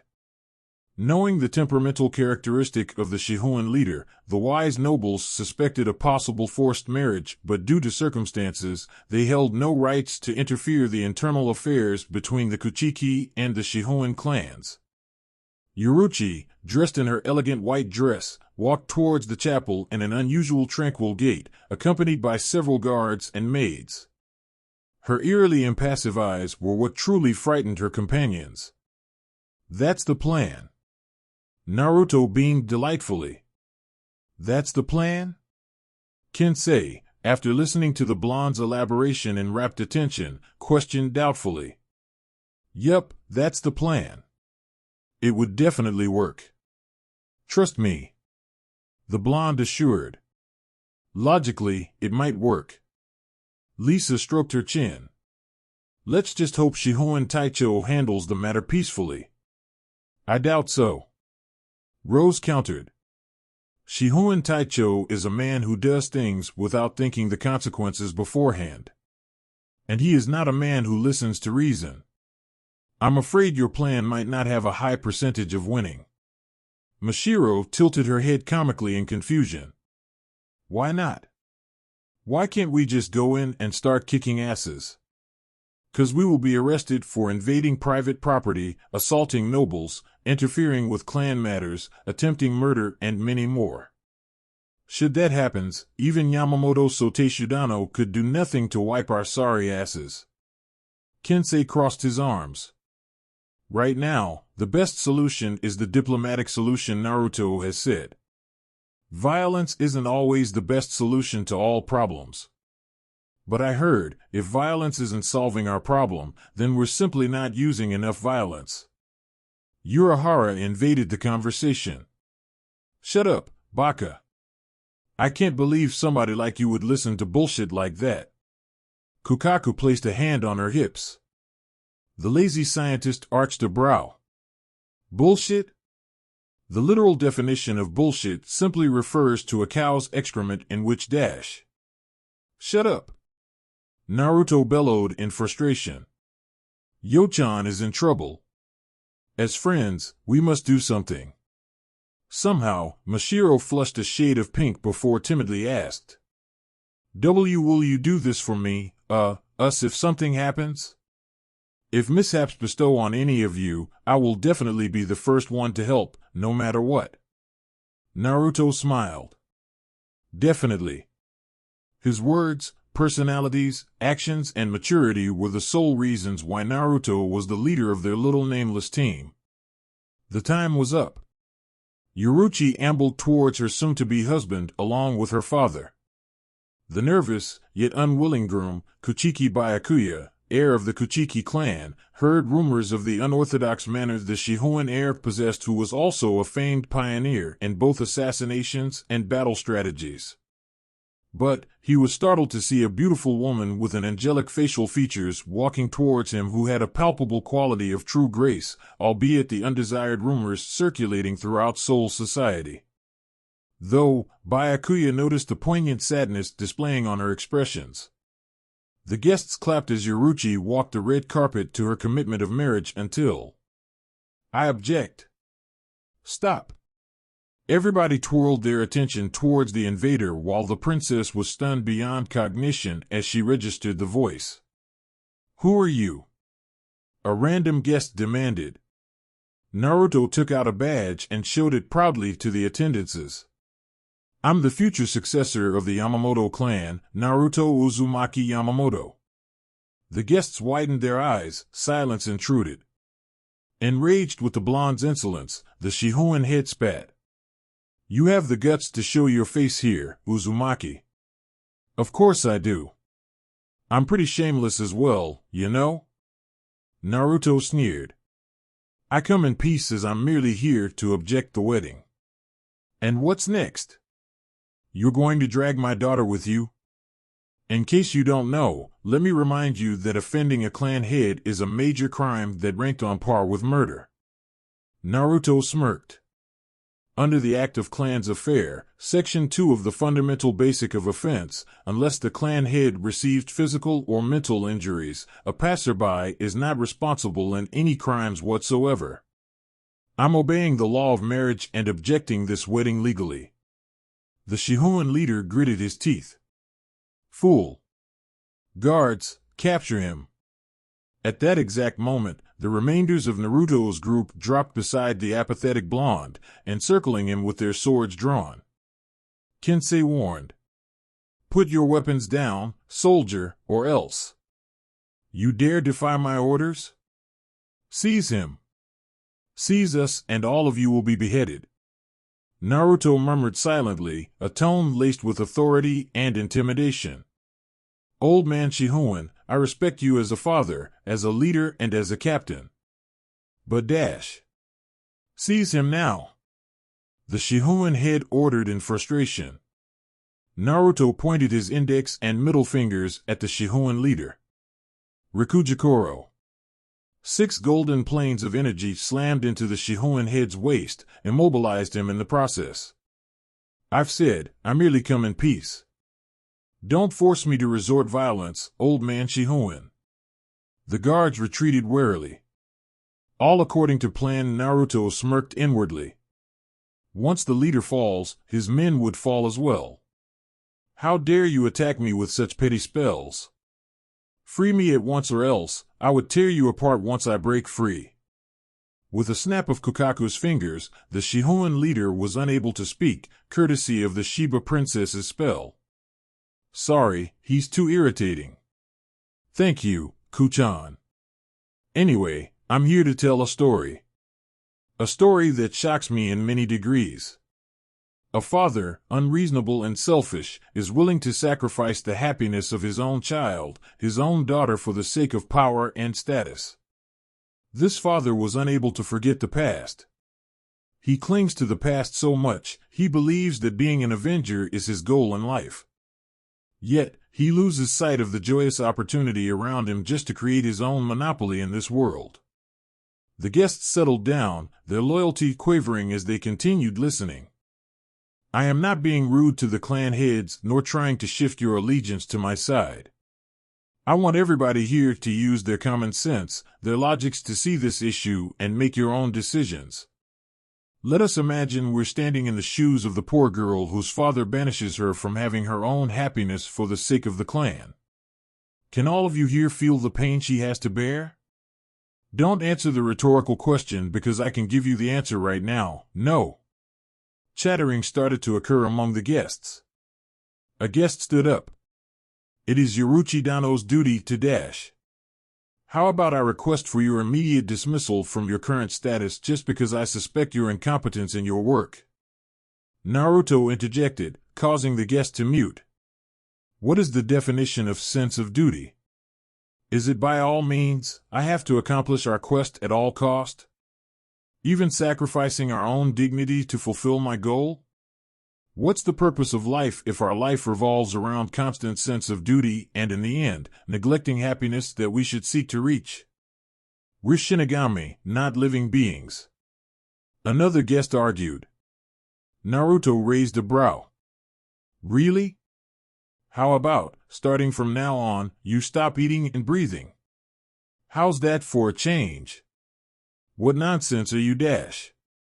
You said it yourself, we're not living beings but Shinigami. Stereotypically, we don't eat, so why bother? When we come to the terminology of life, everything that lives are part of the term called living beings. We deserve the rights to find our own happiness, rather than being a chained butterfly. Yo-chan deserves to find her own happiness. Look at the groom. Everybody turned their attention to Byakuya. That kid is not even at the age of marriage, and now, you guys are forcing him to marry somebody who can be her godmother. Age doesn't matters. A noble scoffed, in which Naruto simply grinned. That only depends on situations. I remember you. You're the noble who just had a baby girl a few months ago, right? A cold bead of sweat formed on the noble's temples. Yeah? How about this? I'll arrange her to marry my grandfather by tomorrow. The noble widened his eyes in utter shock. What nonsense are you talking about? Yamamoto Soteshudano is simply too old for her. Besides, she's just a baby. But age doesn't matter. Naruto quirked an impish smirk as the noble was staggering at his speech. Back to topic, I'm not here for a confrontation style of disputation. I'm here to dwell this problematic issue of settling our clan's feud once and for all. Violence isn't the absolute way to solve problems. How many people die unnecessarily during the last clan war centuries ago? Thousands, perhaps? Angered at the Yamamoto heir statement, a guest yelled. Are you saying that our war was all for nothing? Absolutely. If war solves problem, then why is old man Shihoin still planning a coup against my grandfather? Blood is an omen of carnage and hatred, it flows never-ending once it is spilled. All I want is to resolve our clan's resentment between each other. Is it really entertaining to send spies to other barracks or watching your own men die in the battlefield? Because, by a child's IQ, such isn't entertaining at all. Why can't we use this energy to resort in peace and harmony? Isn't that what we preach for? Silence, child. You're young and inexperienced. You know nothing about politics, so I suggest you leave. A noble warned indignantly. I may be young, I admit. I'm inexperienced in politics, that's a fact. But I know one thing for sure, you live your life in the past. That gentleman over there lives his life in the present, I live my life in the future. That is what the future generations require, living a life in the future. Not the strict law of traditions that binds us, preventing us to grow our wings. Not the obstinate councils that believe following regulations blindly is for the betterment of the society. No, such will only degrade the population in this world. Are you saying that we should dispose the laws set by our ancestor? The noble queried. No, I'm saying we should be flexible in life. I don't see any point in this marriage. Yo-chan's sacrifice is not going to result in a happy ending, that's for sure. Suffering is what really will happen. Be wise and ask yourself, are you living a life like a bootlicking lapdog for the sake of survival, or are you just wishing for a peaceful life in which bloodshed isn't your way of life? Everybody pondered, except the Shihoin leader who was firing vicious splinters at the blonde. Nevertheless, Naruto ambled towards Yoruchi and gently held her wrist. His touch smoothed the princess's rapid heartbeats. The blonde's pair of cerulean eyes filled with warmth, blowing her fear away, was gazing at Yoruchi's sunglow eyes. I will rather Ji-chan strips me off all of my powers and allowed me to live in Rakangai the rest of my life with Yo-chan as average civilians, rather than being wealthy and unable to feel true happiness. And Naruto-kun. Beautiful speech. A few claps were heard. Splendid indeed. Naruto, recognizing the voice, shifted sights to the owner of the intruder and was stunned to see three familiar faces. Yukitake-sensei, Ero-sensei, Bachan? What are you three doing here? Retsu smiled. I will certainly prefer to be addressed as Ka-chan. Now, say it with me, Ka-dash. We're here because we're afraid you're unaware of your promotion this evening, so we went to your house, but you're not there, so we continued searching until we received news that you're in a wedding. But seriously, Yoruchi-chan, the years have been good to you. Look at you and that fine body, damn. Shunsui whistled lecherously as he ogled at the dress which embellished the princess's exotic curves. Yoruchi, on the other hand, suppressed her blush. Few years ago, you're underage. Now, you're a full-fledged devilish spice girl ready to rock the world like a ho-dash. Jeshiro, aware of the escalation of his best friend's verbalization, immediately injected. Ah! We heard everything, Naruto. We're proud of you. You got our support. Yoruchi-san shouldn't deserve being with somebody she doesn't love. As captain of the 13th Division, I, Yukitake Jeshiro, object this wedding. That's right. I, Unohana Retsu, captain of the 4th Division, second the proposal of objecting this wedding. I, Kairaku Shunsui, captain of the 8th Division, second the proposal of objecting this wedding as well. No way, the senior captains are rooting for that kid. Uproar was heard, nobody was sure what exactly they should do. One of the guests, recalling Shuensue's speech, arched a brow. Wait a minute, what do you mean by promotion, Shuensue-dano? Exactly what it means. Retsu smiled. Naruto-chan is going to attend for his captaincy promotion ceremony this evening. All of you are welcome to watch. I am possible. Attaining Bankai requires a Shinigami to train at least for a century, and that doesn't guarantee they will definitely achieve Bankai. How could he achieve Bankai within half a century? That's blasphemy. A noble claimed. Naruto-chan has already fulfilled the requirement of being a captain. He has achieved Bankai. He got the supports of the majority captains within the court, and he has the perfect attributes of being a captain.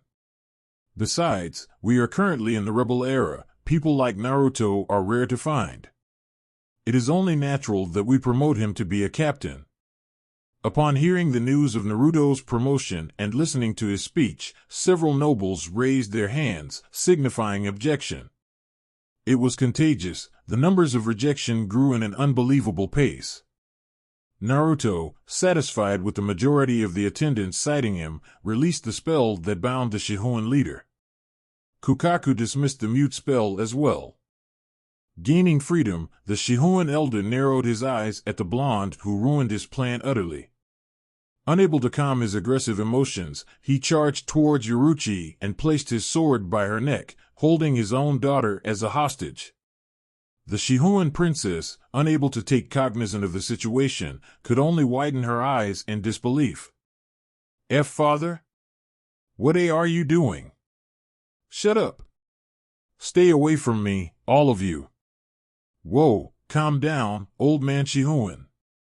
Didn't I say already, violence doesn't solve everything? Silence. You cross my borderline too far, kid. Shihoin-san. Shunsui held the hilt of his sword.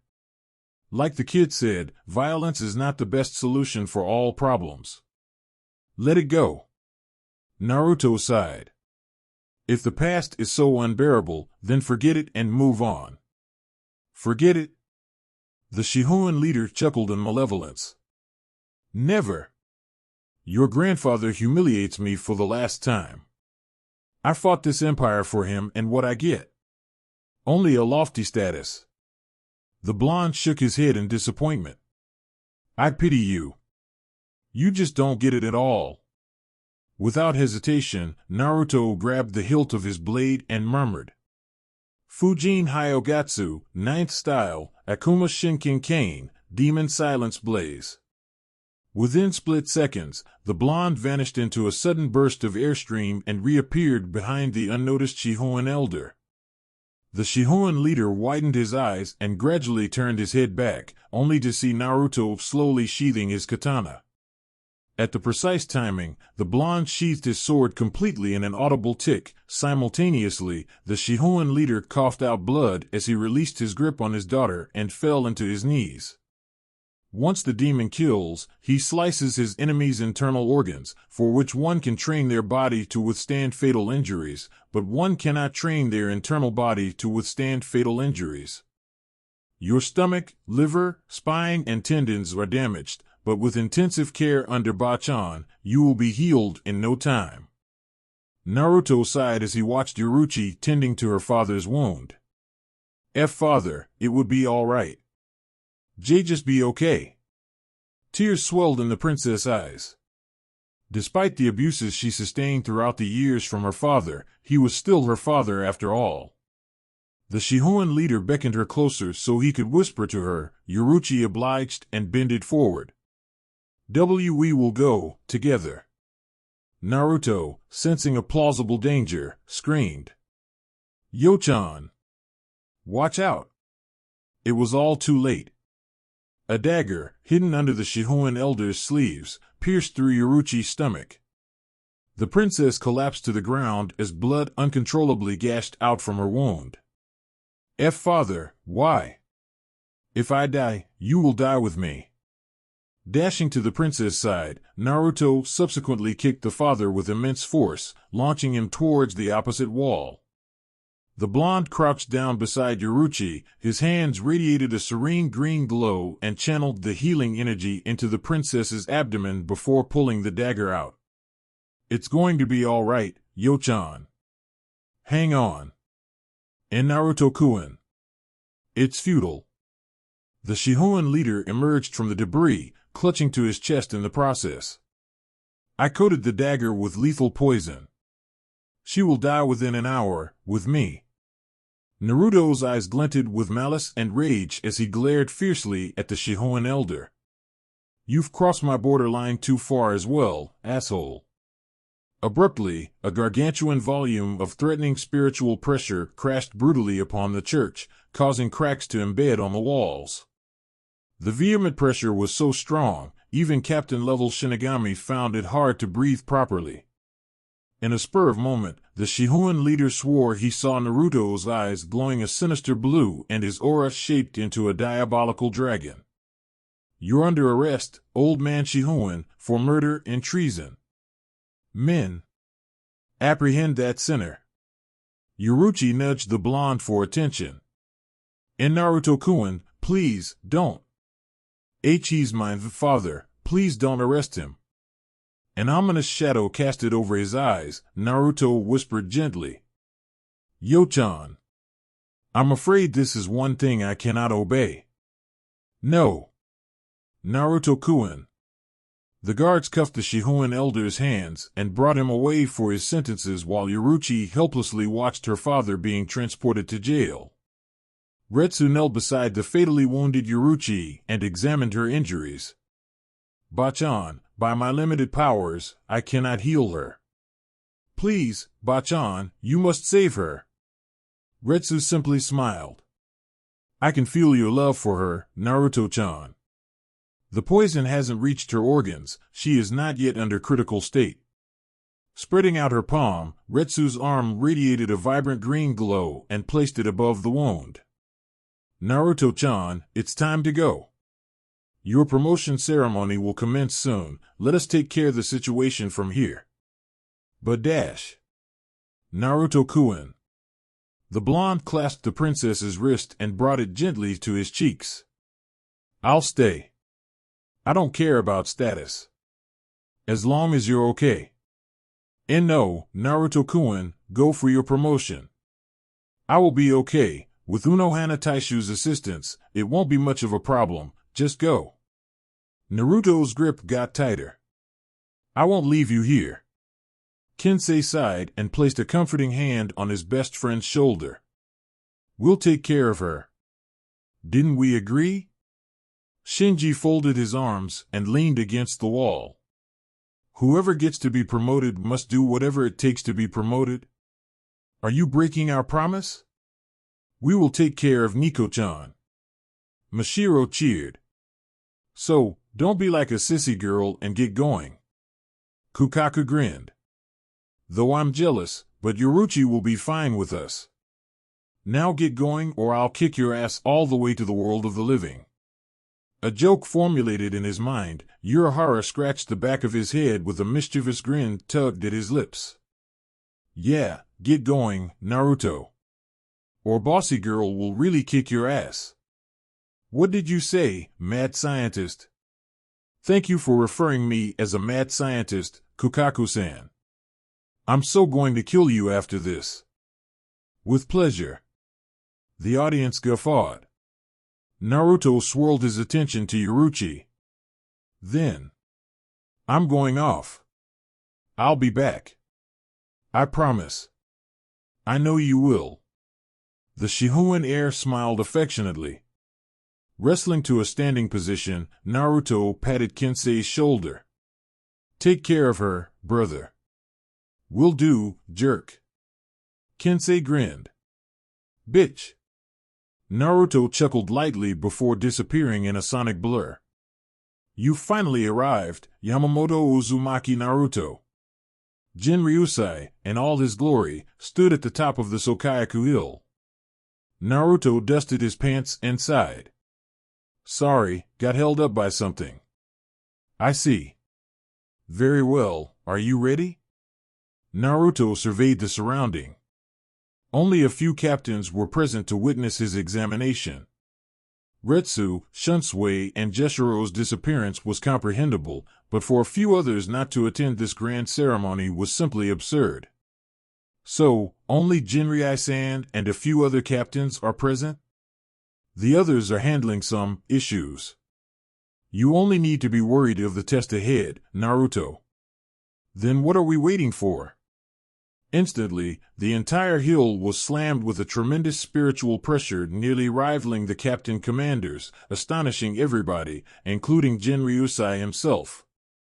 Naruto's eyes were the effulgence of blue, his grip tightened by the hilt of his sword. Let's get wild. Bankai. Yoruchi was bedridden and could only administrate her duty a few weeks later. The poison was depleted completely and was replenished with nutritious vitamins. It had been hours since Naruto left for his promotion, yet he still hadn't returned by her side. She was worried and concerned for the blonde's welfare and at the same time, fearing for her father's current situation and trepidation. It was then a familiar frame materialized beside her. Are you all right, Yo-chan? The princess smiled lovingly. I'm fine. Unohana Taicho said I would be recovering in few weeks' time. That's a relief. Naruto sighed. So, how's your promotion? Did you? Naruto frowned. Yoruchi, knowing the blonde's character, knew Naruto was a person who couldn't accept failure. That's why the blonde worked tediously to gain acknowledgement. His unsurpassed prowess was all gained from hardship. You're definitely going to get a new opportunity soon. Don't give up, Naruto-kun. Even if the world detests you, I will always stand by your side. You promised? The blonde gave an irresistible puppy eyes. Yup. Naruto pointed his pinky out. Pinky promise. Yoruchi curled her own pinky fingers around the blonde's. I got something to tell you, though. The blonde sighed. What is it? Yoruchi asked, clear solicitude adorned on her features. Is something wrong? Yeah. Suddenly, the blonde's smile widened to a smirk. I got promoted. The princess's jaw dropped. Momentarily, her face flushed a streak of crimson. You lied to me. Why, you're being naughty. Naruto smirked. I didn't lie. In fact, you only assumed that I'm implying that my promotion was a failure, but hey, I'm Naruto, the best actor in the universe. Besides, there is nothing I can't accomplish unless I don't want to. Yoruichi folded her arms childishly. Apologize to me this instant. Naruto whined in a juvenile tone. Why must I? Oh? Are you getting angry at me, Yo-chan? I'm not going to talk to you until you say sorry to me. The Shihoin princess huffed. The blonde simply laughed. So, how's my father? Is he? The ambience in the room dropped negatively dramatically. Naruto shrugged nonetheless. Not sure. He might be sentenced for life imprisonment or perhaps death sentence, who knows? Committing treason is intolerable, that's for sure. I see. The blonde held the princess's hand, his fingers stroking her fingers tenderly. Sometimes, shit just happens. You shouldn't be too emotionally subjective towards a case just because it coincidentally relates to your father. His notorious affair is well known throughout the years, it's a fact. I know, but no matter what he does, he still is my father. Naruto sighed in defeat. I will try to make sure he gets life imprisonment. No promise though. I understand. Yoruichi smiled benevolently. Thank you. The blonde chuckled. No problem. The two are getting along very well, aren't they? Jeshiro exhaled a blissful breath. Such couples are hard to find nowadays. Retsu couldn't help but smile. They sure are. They should start making babies. Shunsui was unable to complete his statement when he was whacked by the head. I heard from Jinryadano. Jeshiro placed his thumb and index finger on his chin. He's planning to transfer his grandson, Kuchiki Byakuya, to Naruto's new division. The perverted captain comforted the comical bruise on his head. Then I certainly hope Naruto doesn't give that kid hell, because he sure will make his life a living hell as Naruto's disciple. The three captains laughed aloud. Chapter 8 End. Chapter 9, Nightmare of a Reality. It was nightfall. The glittering star spread across the dark galaxy, shimmered its beautiful lights to Seoul society. The moon shaped into a perfect crescent radiated in a dim yet soporific glow that tired even the least lethargic of a person in the plane of heaven. Spring's arrival brought the cherry blossom to bloom under the solitude moon, reflecting a pink afterglow from the faint ray of light. Naruto, exhausted from the promotion of captaincy, strolled towards his new chamber in his barracks. As he reached his destination, the blonde stood outside of his door and sighed. He finally reached to the peak of the battle cycles. Surprisingly, amongst his cherished friends, he was the first to achieve absolute recognition and strived to the top. Tomorrow will be a better day. Naruto smiled and slid open his door, smelling the scent of his new room that he would be staying for, probably, the rest of his Shinigami career. And I thought I'm the last among my peers to become a captain. Chuckling at his contradicting thoughts, the blonde took a step forward and glanced around his new spacious room. Invaluable yet elegant furniture decorated and placed in the most beautiful, manageable ways throughout his chamber. Although most of the furniture was classed in typical traditional Oriental fashion, Naruto didn't mind the ancient choice of properties set in the room. It reminds him of home, definitely his grandfather's handiwork. Naruto ambled around the room, inspecting every single corner until he stumbled across a vase filled with a few mixed yellow and purple gladiolus flowers. The blonde chuckled softly and reached towards the petals of the flower, stroking gently at the petals intact with the sword lily. The only person he knew who loved the gladiolus, otherwise known as the sword lily, was a certain Shihoin princess. Yo-chan. Naruto trailed off, smiling at his lover's gift. Swirling his attention to the study table beside him, he noticed a letter. Curiosity filling his thoughts, Naruto took the letter and examined it, detecting any source of Ryatsu left behind, and was astounded to his discovery. Aizen?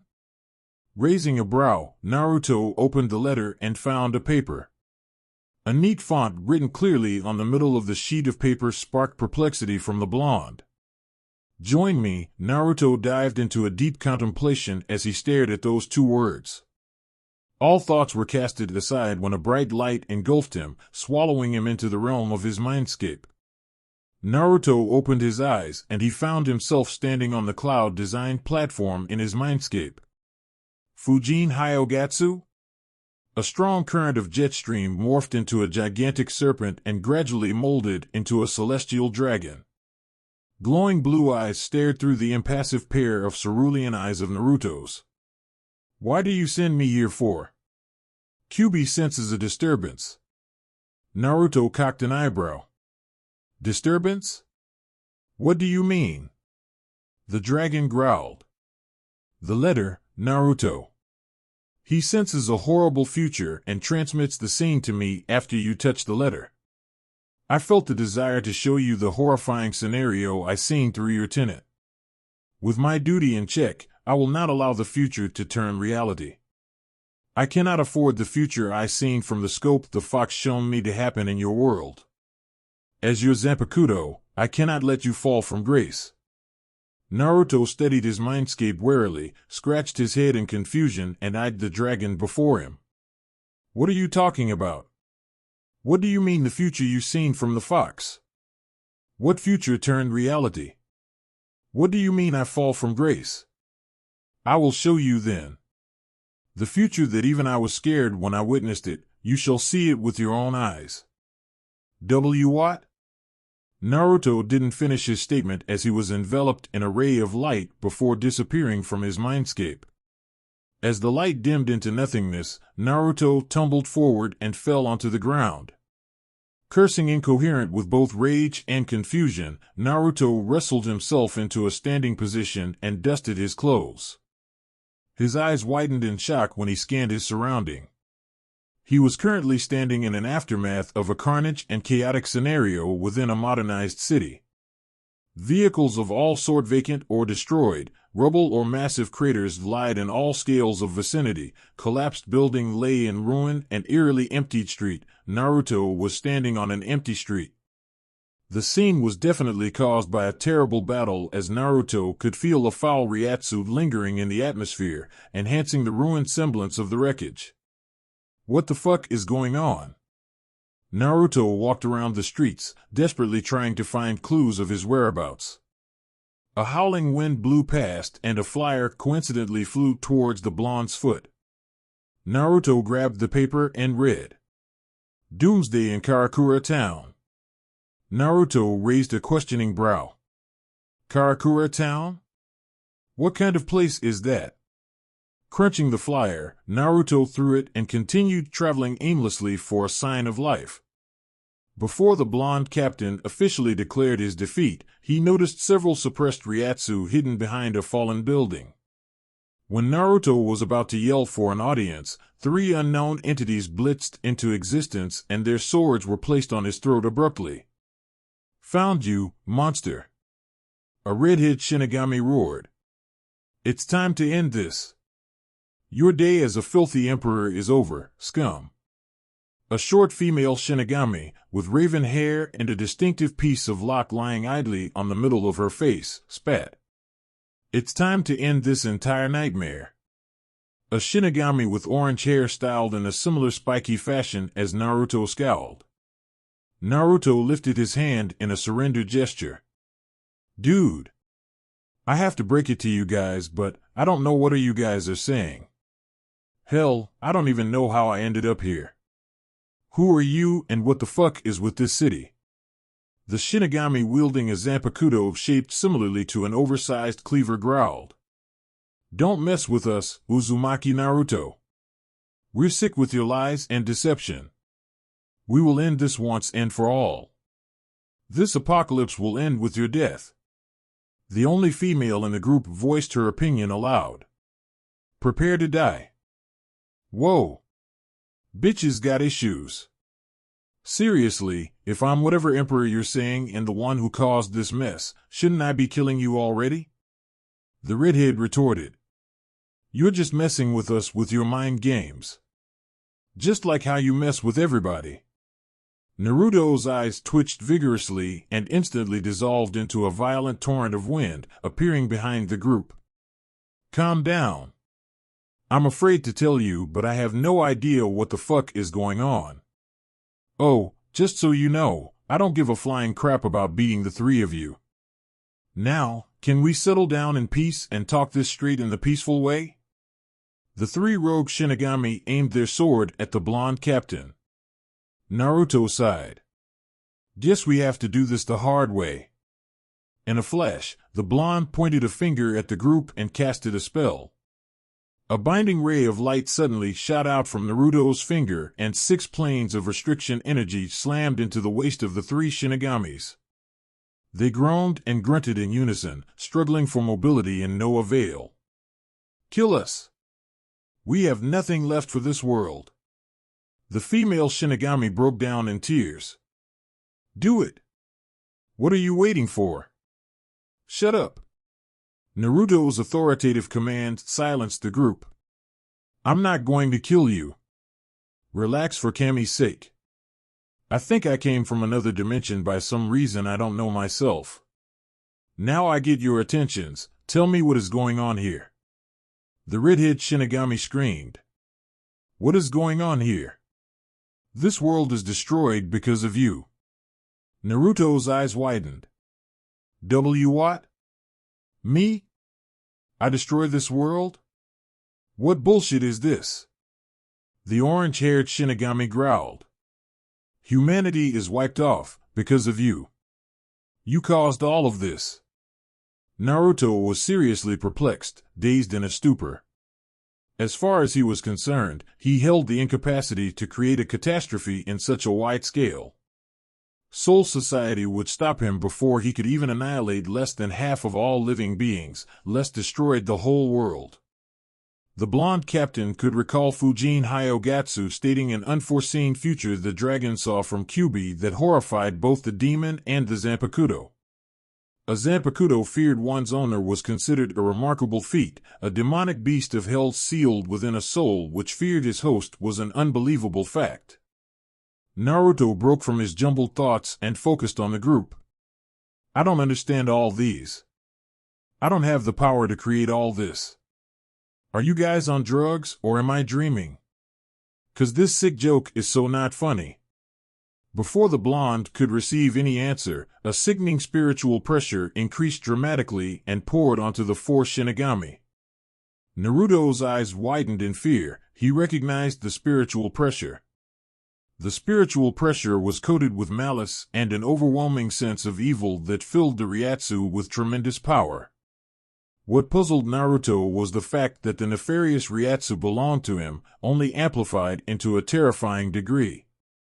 An entity dressed in an elegant white tuxedo descended gracefully onto the ground in front of them along with a diabolical aura. I am possible, Naruto staggered in trepidation. But how? There's no way. Oh, hello. The intruder spoke with an echo that traced along with his every word. I never thought I will see myself wearing that robe again, Naruto. Or should I address you as, me? Naruto eyed the entity before him. What the hell is going on here? I could ask you the same question, me. What are you doing here? Why you read my mind? The entity who possessed the perfect features of Naruto except a pair of crimson eyes chuckled darkly. Well, of course I can. A technique I developed myself to predict enemies' movement in the most precise ways you could ever imagine. Naruto shook his head, trying to calm himself with the complicated situation at hand until the spiritual pressure emitted from the intruder intensified into an ungodly degree that brought Naruto to his own knees while the remaining three Shinigamis fainted. When the three Shinigamis fell unconscious completely, the pressure was diminished and Naruto regained his composure, managing to breathe properly. I'm sorry with my sudden intrusion, but I can assure you that I mean you no harm. Besides, you're me. Naruto panted and raised himself to a standing posture, staring at the doppelganger. So you're telling me that you're my clone? The entity chuckled sinisterly. No. No, Naruto. It's you. You're my clone. You're in my world. I don't understand this at all. You don't need to. You have arrived to witness this artistic work that we have created. W.E.? You still don't get it, do you? I'm you. I'm what you're going to become in the coming future of your years. A monster? The entity chuckled, the after effect of his voice echo spread across the isolated city.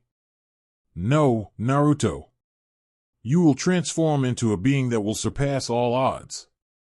A being that will gain the power that nobody has. A power that only those pathetic creatures would pray to have, groveling in the dirt, begging for it. Naruto raised a brow. What would that be? The entity in a white suit grinned malevolently. The power of the god. Where is Soul Society? Gone. Gone? Naruto repeated. What do you mean gone? Exactly what I mean. I wiped out Soul Society single-handedly. The entity frowned and a sadistic grin soon replaced his previous expression. I'm sorry, maybe I should rephrase it clearer. We wiped out Soul Society single-handedly. No. Yes. The stoic demeanor of the entity spoke about the annihilation of Soul Society was truly terrifying to Naruto himself. What about Gigi? What about our friends? What about Yo-chan? The entity chuckled. Gigi died in my hands. You bastard. Naruto sped towards his doppelganger, only to be halted in his tracks by 6 planes of energy binding him in his actions. Shit. Damn it. He didn't even do any hand gesture and he could perform such strong Bakudo spells? Rikujikoro. Our favorite spell, isn't it? Don't resist, my powers shadow you more than you think. Why you didn't answer my questions? Oh, sorry. I apologize for my rudeness. The entity smirked sadistically and walked towards Naruto in a casual, rather calm manner. I told you, didn't I? I killed them all. Shinji, Kisuke, Kensei, Eroji-san, Yukitake-sensei, Bachan, and every single one of them who choose to defy me. They worship and preach the wrong justice, Naruto. As the very source of justice, I have to enforce law upon them. But they just couldn't see what's right and what's wrong, even after they died. And what's right? Naruto questioned with foul acids poured upon his words. My words are law. And as law, my words are right. Naruto scoffed. From what I see, you're just an egotistic piece of shit. Really? I'm you, remember? We're the same, we think the same, we act dash. Bullshit. I'm not you. Stop denying your fate, Naruto. You're me. You will walk the same path as I am. What did you do to Yo-chan? A sad smile crept up at the entity's lips. I killed her. Naruto's eyes widened in a mix of anger and grief. Why did you do that? The sad smile was soon replaced with an atrocious grin hinted with a slight despair. Because I loved her, more than anything in this world. To hell with you. The entity ignored the insult and continued. I asked her to join me, Naruto. I really did. When I strike Soul Society, accordingly to plan, she stops me.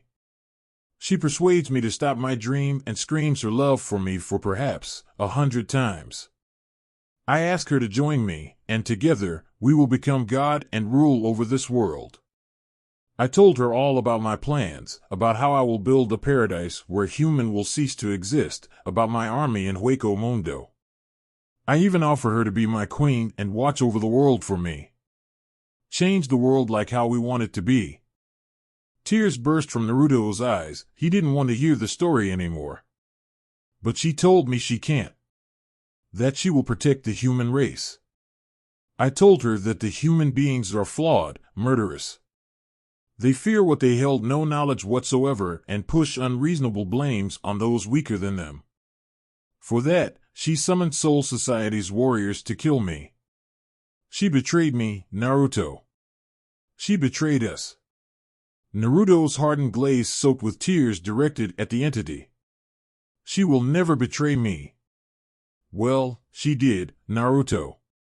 I was devastated. I really tried to stop her, but she just kept coming. I couldn't let her interfere with my plans, Naruto. I can't.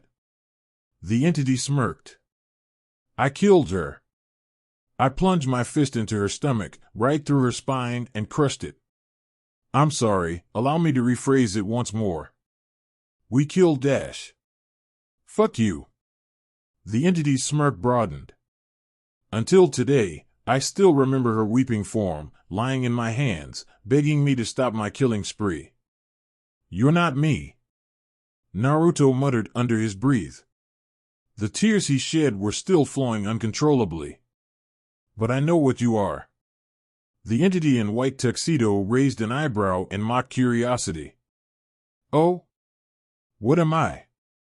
You're the same thing that I hated the most. The same brand of rotten scum that I killed for my entire life. An ugly, evil, salvage piece of crap. The only differences between you and those scums is the size of your ego. The entity clapped and laughed a hollow chortle. Well said, Naruto. Irony, isn't it? Cursing your very own self. Naruto, it's time you embrace the very fact that you are just like me. After all, we're the same. You better kill me now. The entity raised a brow. Pardon? You better kill me now, or I swear I will find any ways to kill you. And I won't stop. You should know that if you're me, I will not let myself to kill Yo-chan. A perplexed feature adorned on the entity's face. What are you talking about, Naruto? You should know better than I do. We are warriors. We fight to survive and we fight for nothing but power. We will not let anybody stand in our way. Isn't that the price we pay to gain absolute power? To gain the power of a god? A power that dictates every single living creature in this planet with sovereignty and governed a plane of paradise where sinners don't exist. You're wrong. I'm correct.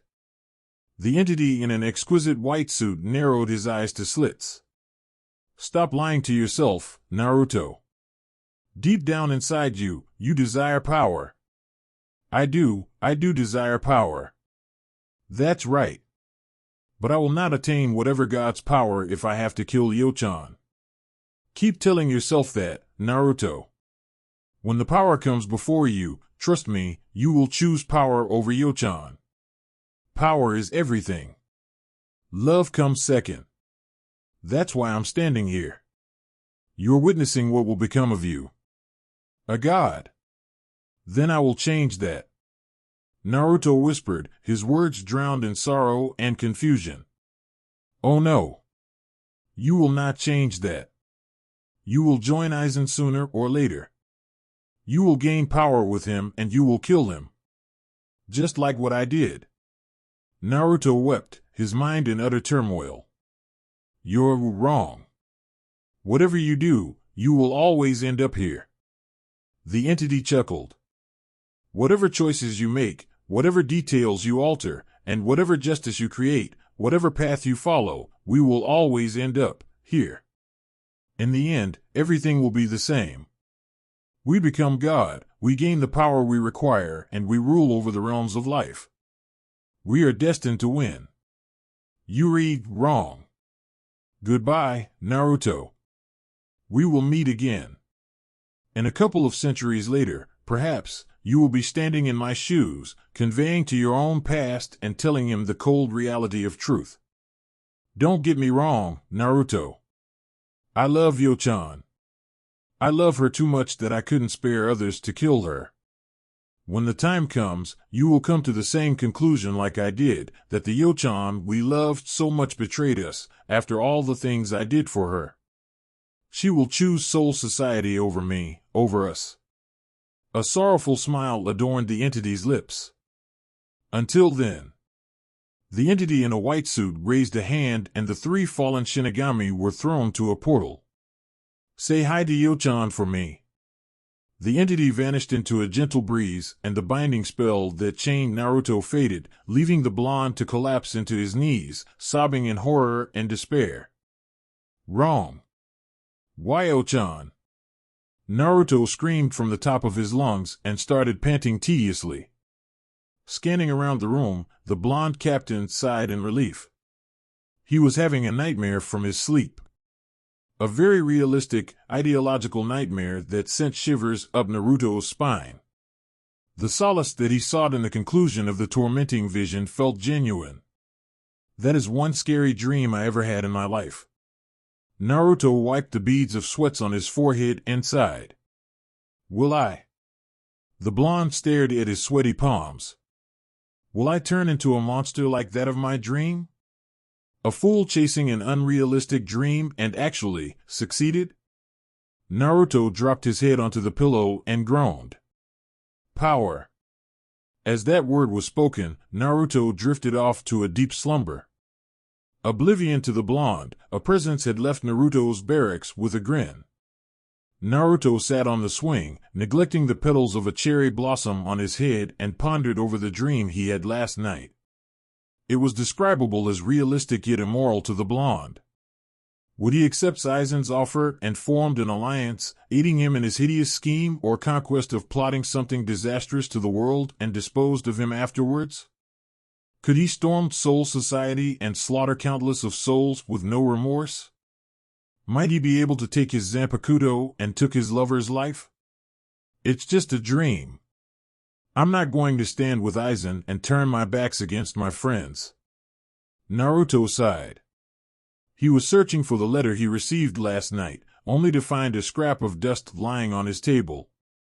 Aizen is smart to dispose off the evidence before I could report it.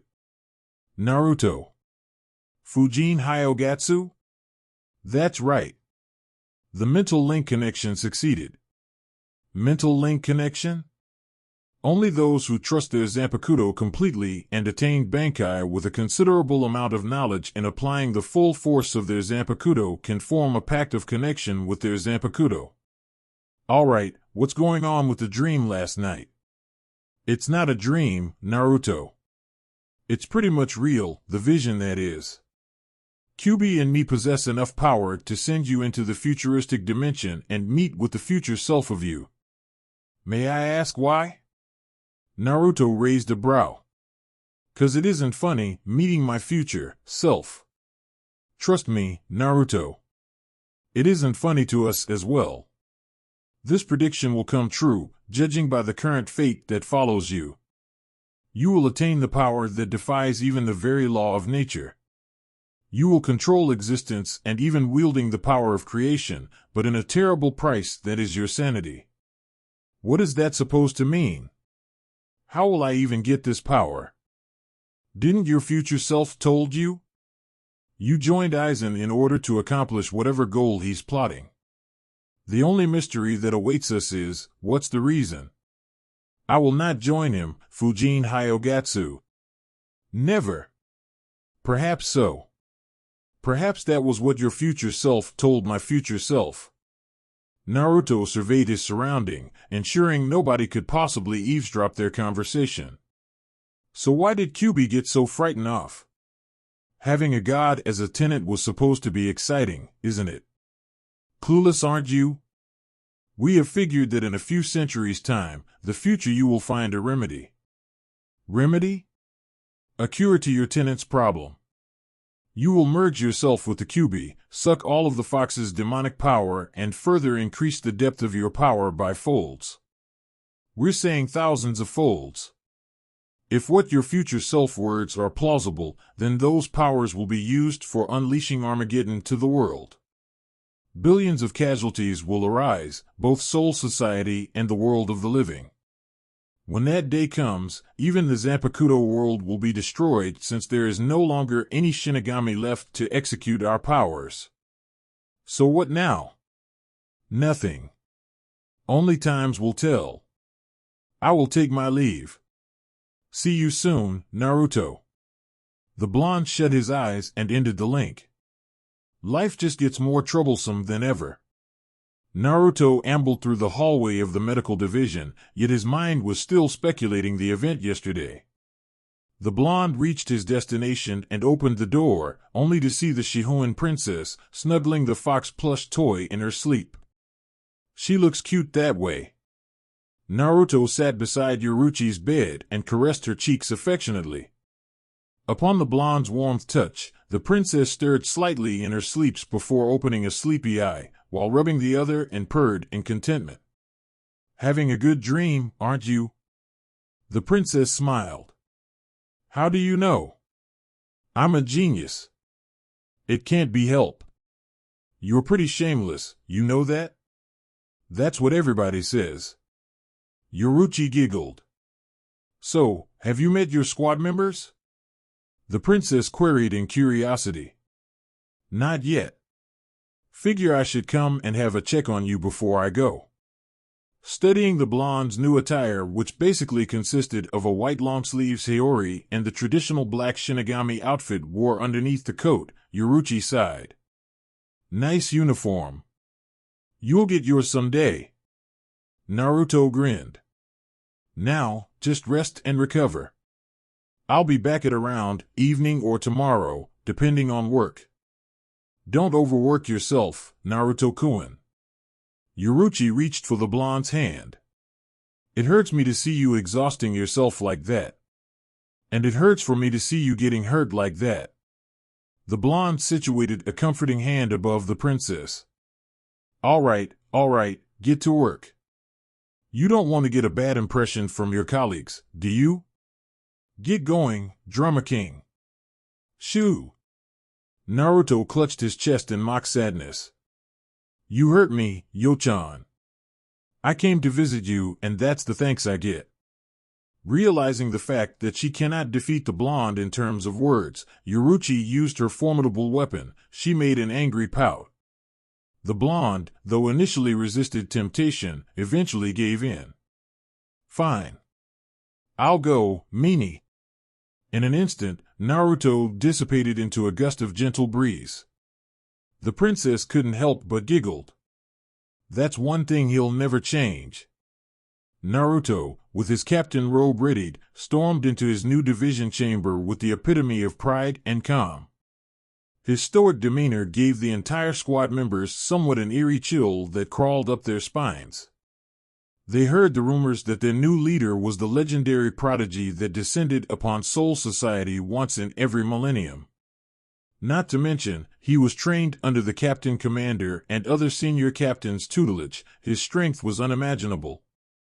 The soldiers stood in parallel, forming a passage for their captain to walk strolling casually towards the chair at the end of the chamber. The blonde Shinigami flipped his Haori backwards and sat on the antiquated throne and eyed the rows of soldiers analytically. I'm Yamamoto Uzumaki Naruto. Nice to meet you. It is an honor to meet you, sir. The squad members yelled in unison. Naruto arched a brow. What's with the tension? Several soldiers gulped. The blonde sighed. Look, guys. I'm not your typical strict rules enforcer. I just hope that from now on, we're family. I'll do my best to cover your backs and protect you. Sir. A female Shinigami saluted. It is our duty to protect you. A smirk tugged at the blonde's lips, which caused the female soldier to blush. If I needed your protection, I won't be wearing this coat. Be but, sir. Regardless, I will be your brother, your friend, your leader, but I'm not your dictator. If you need help in your training, feel free to ask me. If you want to be stronger, approach me. But there are still rules in this squad. Our rules? A random squad member inquired. That's right. I only ask for you to respect the person standing next to you. Respect your fellow brothers and sisters. As long as you're under this roof, all of us are family. I hold no patience for traitors, backstabbers, and hypocrites. If you desire power, then come to me, but don't hurt others for it. We're sentient beings, capable of understanding what's black and what's white. If you're not satisfied with me, then come to me and I'll transfer you to other squads. If you want to talk about something, anything, I'm all ears. Naruto scanned every individual in the room. Do any of you have any comments to make? The blonde placed his elbow on the cushion armrest, the surface of his fist situated on his cheek and his leg crossed. No, sir. Very well. From now on, I will lead all of us to glory. Our squad might be a rookie squad in the eyes of others, but I'm going to change that. We are no cowards who turn our backs in the face of danger. No, we fight to the death, for freedom and for justice. We fight for the one standing beside us, and we fight for the sake of others, not ourselves. The crowds roared in excitement, until a solider took a step forward. Why Yamamoto Taishu dash? It's Uzumaki Taicho. If you refer to me as Yamamoto Taicho, it will cause confusion. After all, my grandfather is still the Soteishu, isn't he? I apologize for intruding your speech, Uzumaki Taicho, but our squad is relatively new. Hence, our soldiers are at most at the level of a fifth-seat warrior. I will sort that out. Naruto assured. For now, let's celebrate the creation of this division. The 10th Division. The entire squad cheered. It was official, Naruto had become the first captain of the 10th Division. Kuchiki Byakuya stood among the crowds, sweating nervously. An avalanche of questions shot through the Kuchiki heir's mind. What if he found out that I'm his lover's groom during the wedding? Did he see me during the chaotic situation that day? Will he try to kill me? It's not like I wanted to marry that Shihoan princess, but I must admit, she's very beautiful. Well, she's not my cup of tea anyway. I just hope he doesn't hate me for the clan's arrangements. Hey, you, kid. You, over there. Byakuya broke out from his thoughts and saw his captain strolling towards him. Trembling in trepidation, the Kuchiki heir waited for Naruto's upcoming imminent conversation. Ah, blasphemy. Kuchiki Byakuya, right? Naruto eyed the unseated officer. Why yes, sir. Can I speak with you outside, personally? The blonde captain smirked. So, how are you? Naruto cheered. I know you're not asking me out to have a little chit-chat, sir. Byakuya deadpanned. All right. I'm giving you full permission to remove your formality with me. I want you to speak with me, like a friend. The Kuchiki heir widened his eyes. Disrespect is out of tradition. I believe dash. Do what I said or I'll beat the puberty out of you. The blonde captain commanded. Saluted in sheer fear, Byakuya gulped. Why yes, sir. I know everything. Naruto placed his hands on his waist. You are Yo-chan's soon-to-be husband in the chapel yesterday, right? Why yes. But, under clan's obligation, I have no right to refuse. The Kuchiki heir reasoned, hoping the blonde to comprehend his situation as well. You're noble as well. Why you should know about the law and regulation in clan's affair. The atmosphere emanated a horrifying bloodlust. Byakuya swore he saw the mirage of a demon replacing the very entity of his captain. Naruto's sapphire eyes emitted a vibrant indigo, his canine fangs sharpened and visible, as if a monstrosity beast was gradually taking over the blonde soul. The Kuchiki heir had never feared in such degree in his life. Is he going to kill me? Is he going to kill me? I'm going to be slaughtered, right? Kami, save dash. Okay. Naruto beamed, the ambience twisted into an awkward serenity. Byakuya exhaled a sigh of relief and wiped the sweats on his forehead. He sure has a strange mood swing. Say, how do you find Yo-chan? The question blurted out from Naruto's mouth, startling the blushing Kuchiki heir. She's beautiful, Byakuya answered, almost dreamily, but after catching a glimpse of his captain's eyes, he raised his hands dismissively. But I don't mean that way. You know, that way. I mean, seriously, she is probably older than me by folds. So. I am definitely not implying in any romantic way. I mean, seriously, romance with her? That's impossible. Naruto guffawed aloud and patted the Kuchiki heir's shoulder. Calm down, I trust you. If you find her attractive, then just say it out. She is very attractive, isn't she? Chuckling lightly, Byakuya immediately shifted the mood. I heard about it.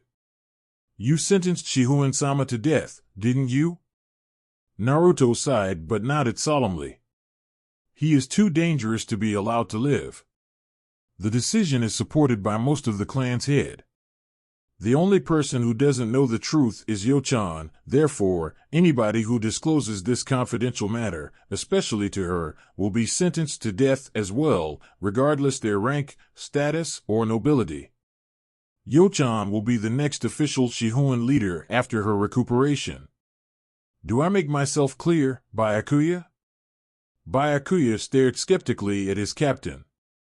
What if, by any chance, Yoruchi-sama found out dash? She won't.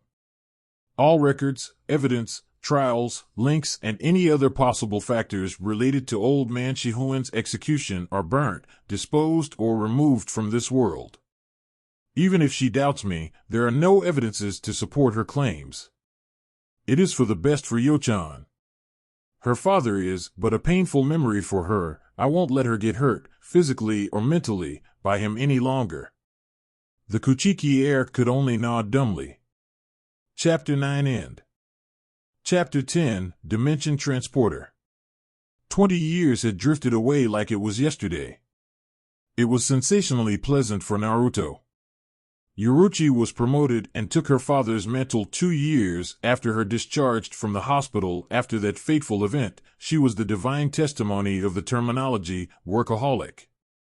Not to mention, she was announced as the 22th clan leader of the Shihoin clan as she claimed her deceased father's crown, becoming the sole monarch in her reign. Kensei and Shinji were promoted a year later and governed the 9th Division and the 5th Division respectively. Today was a holiday, not a general public holiday, but Naruto and Yoruchi's personal holiday.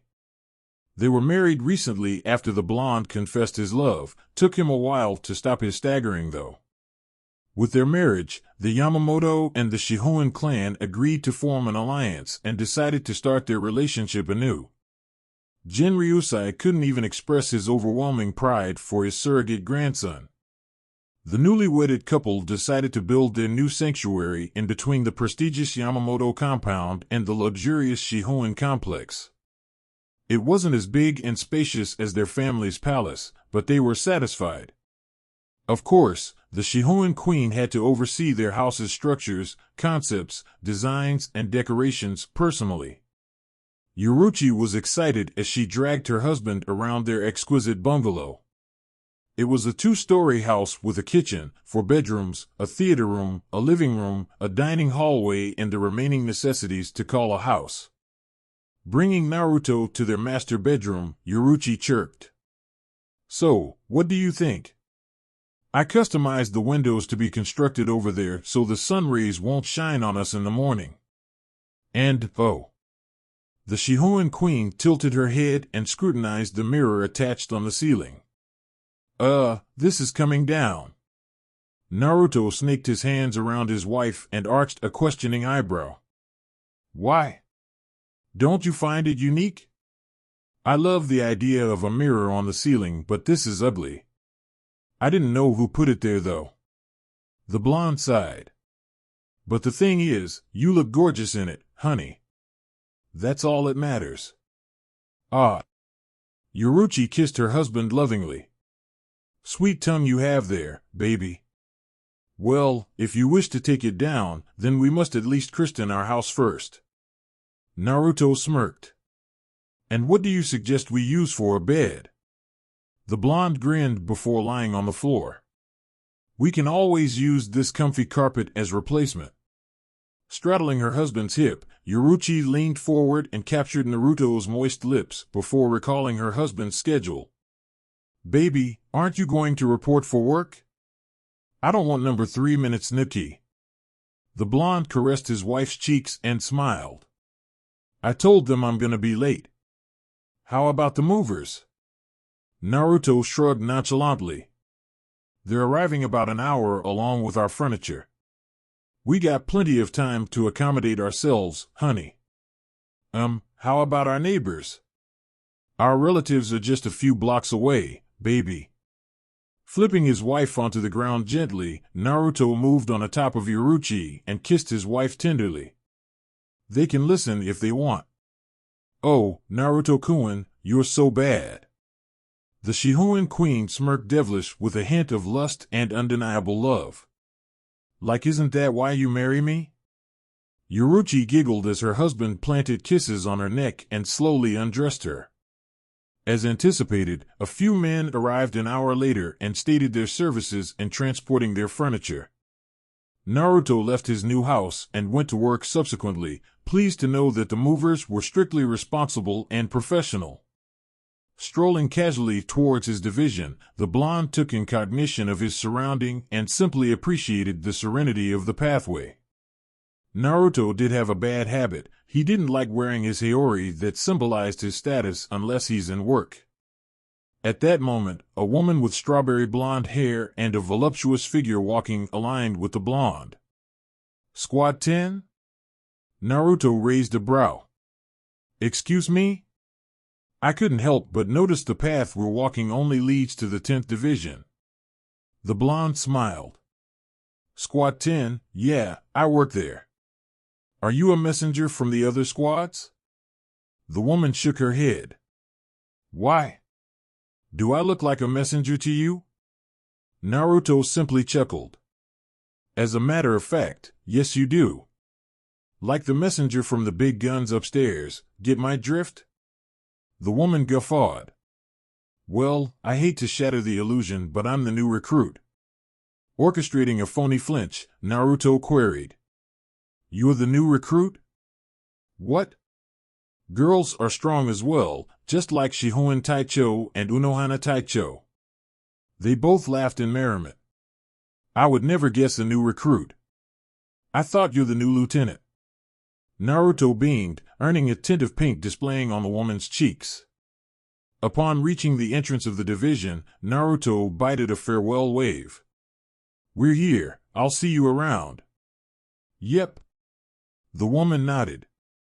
The blonde ambled into his squadron, greeting his men a benevolent good morning. Naruto was aware of the fact that the woman was tailing him. Curious, the blonde swirled around. Are you following me? The new recruit was perplexed. No, I'm just taking my recruit documents to Uzumaki Taishu's office. I heard that it's the policy of this division that all new recruits must have a little chit-chat with the captain and allow the captain to understand the recruits better in order to create a bond between the superior and his subordinate. I believe that it is an excellent way of communication and forming trustworthy bonds. Naruto chortled before resuming a stoic demeanor while scanning his vicinity and whispered conspiratorially to the woman. I like your speech. You're looking for the captain, Yamamoto Uzumaki Naruto, right? The woman nodded. I guess you probably know him. Yeah, I know who he is and he's an asshole. The new recruit was taken aback by the bold statement. He takes himself way too seriously. And don't tell him I said that. The woman grinned. Will I get you in trouble? Oh yeah, big trouble. Then my lips are sealed. Thanks.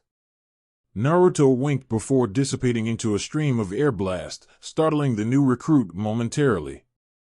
Ah, messing with people's mind, great way to start off the day. Manifesting his frame outside his office, Naruto grabbed the coffee located on the counter prepared for him personally while he greeted his lieutenant. "Hey, morning kid." "Morning, Taicho." Byakuya's focus remained fixated on his paperwork. "How's the new house?"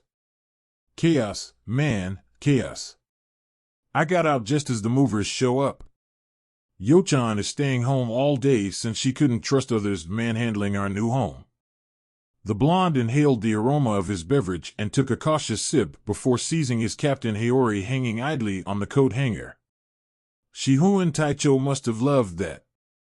The Kuchiki heir replied sarcastically. "Yeah, if she calls and sounds mad, tell her I'm in a meeting."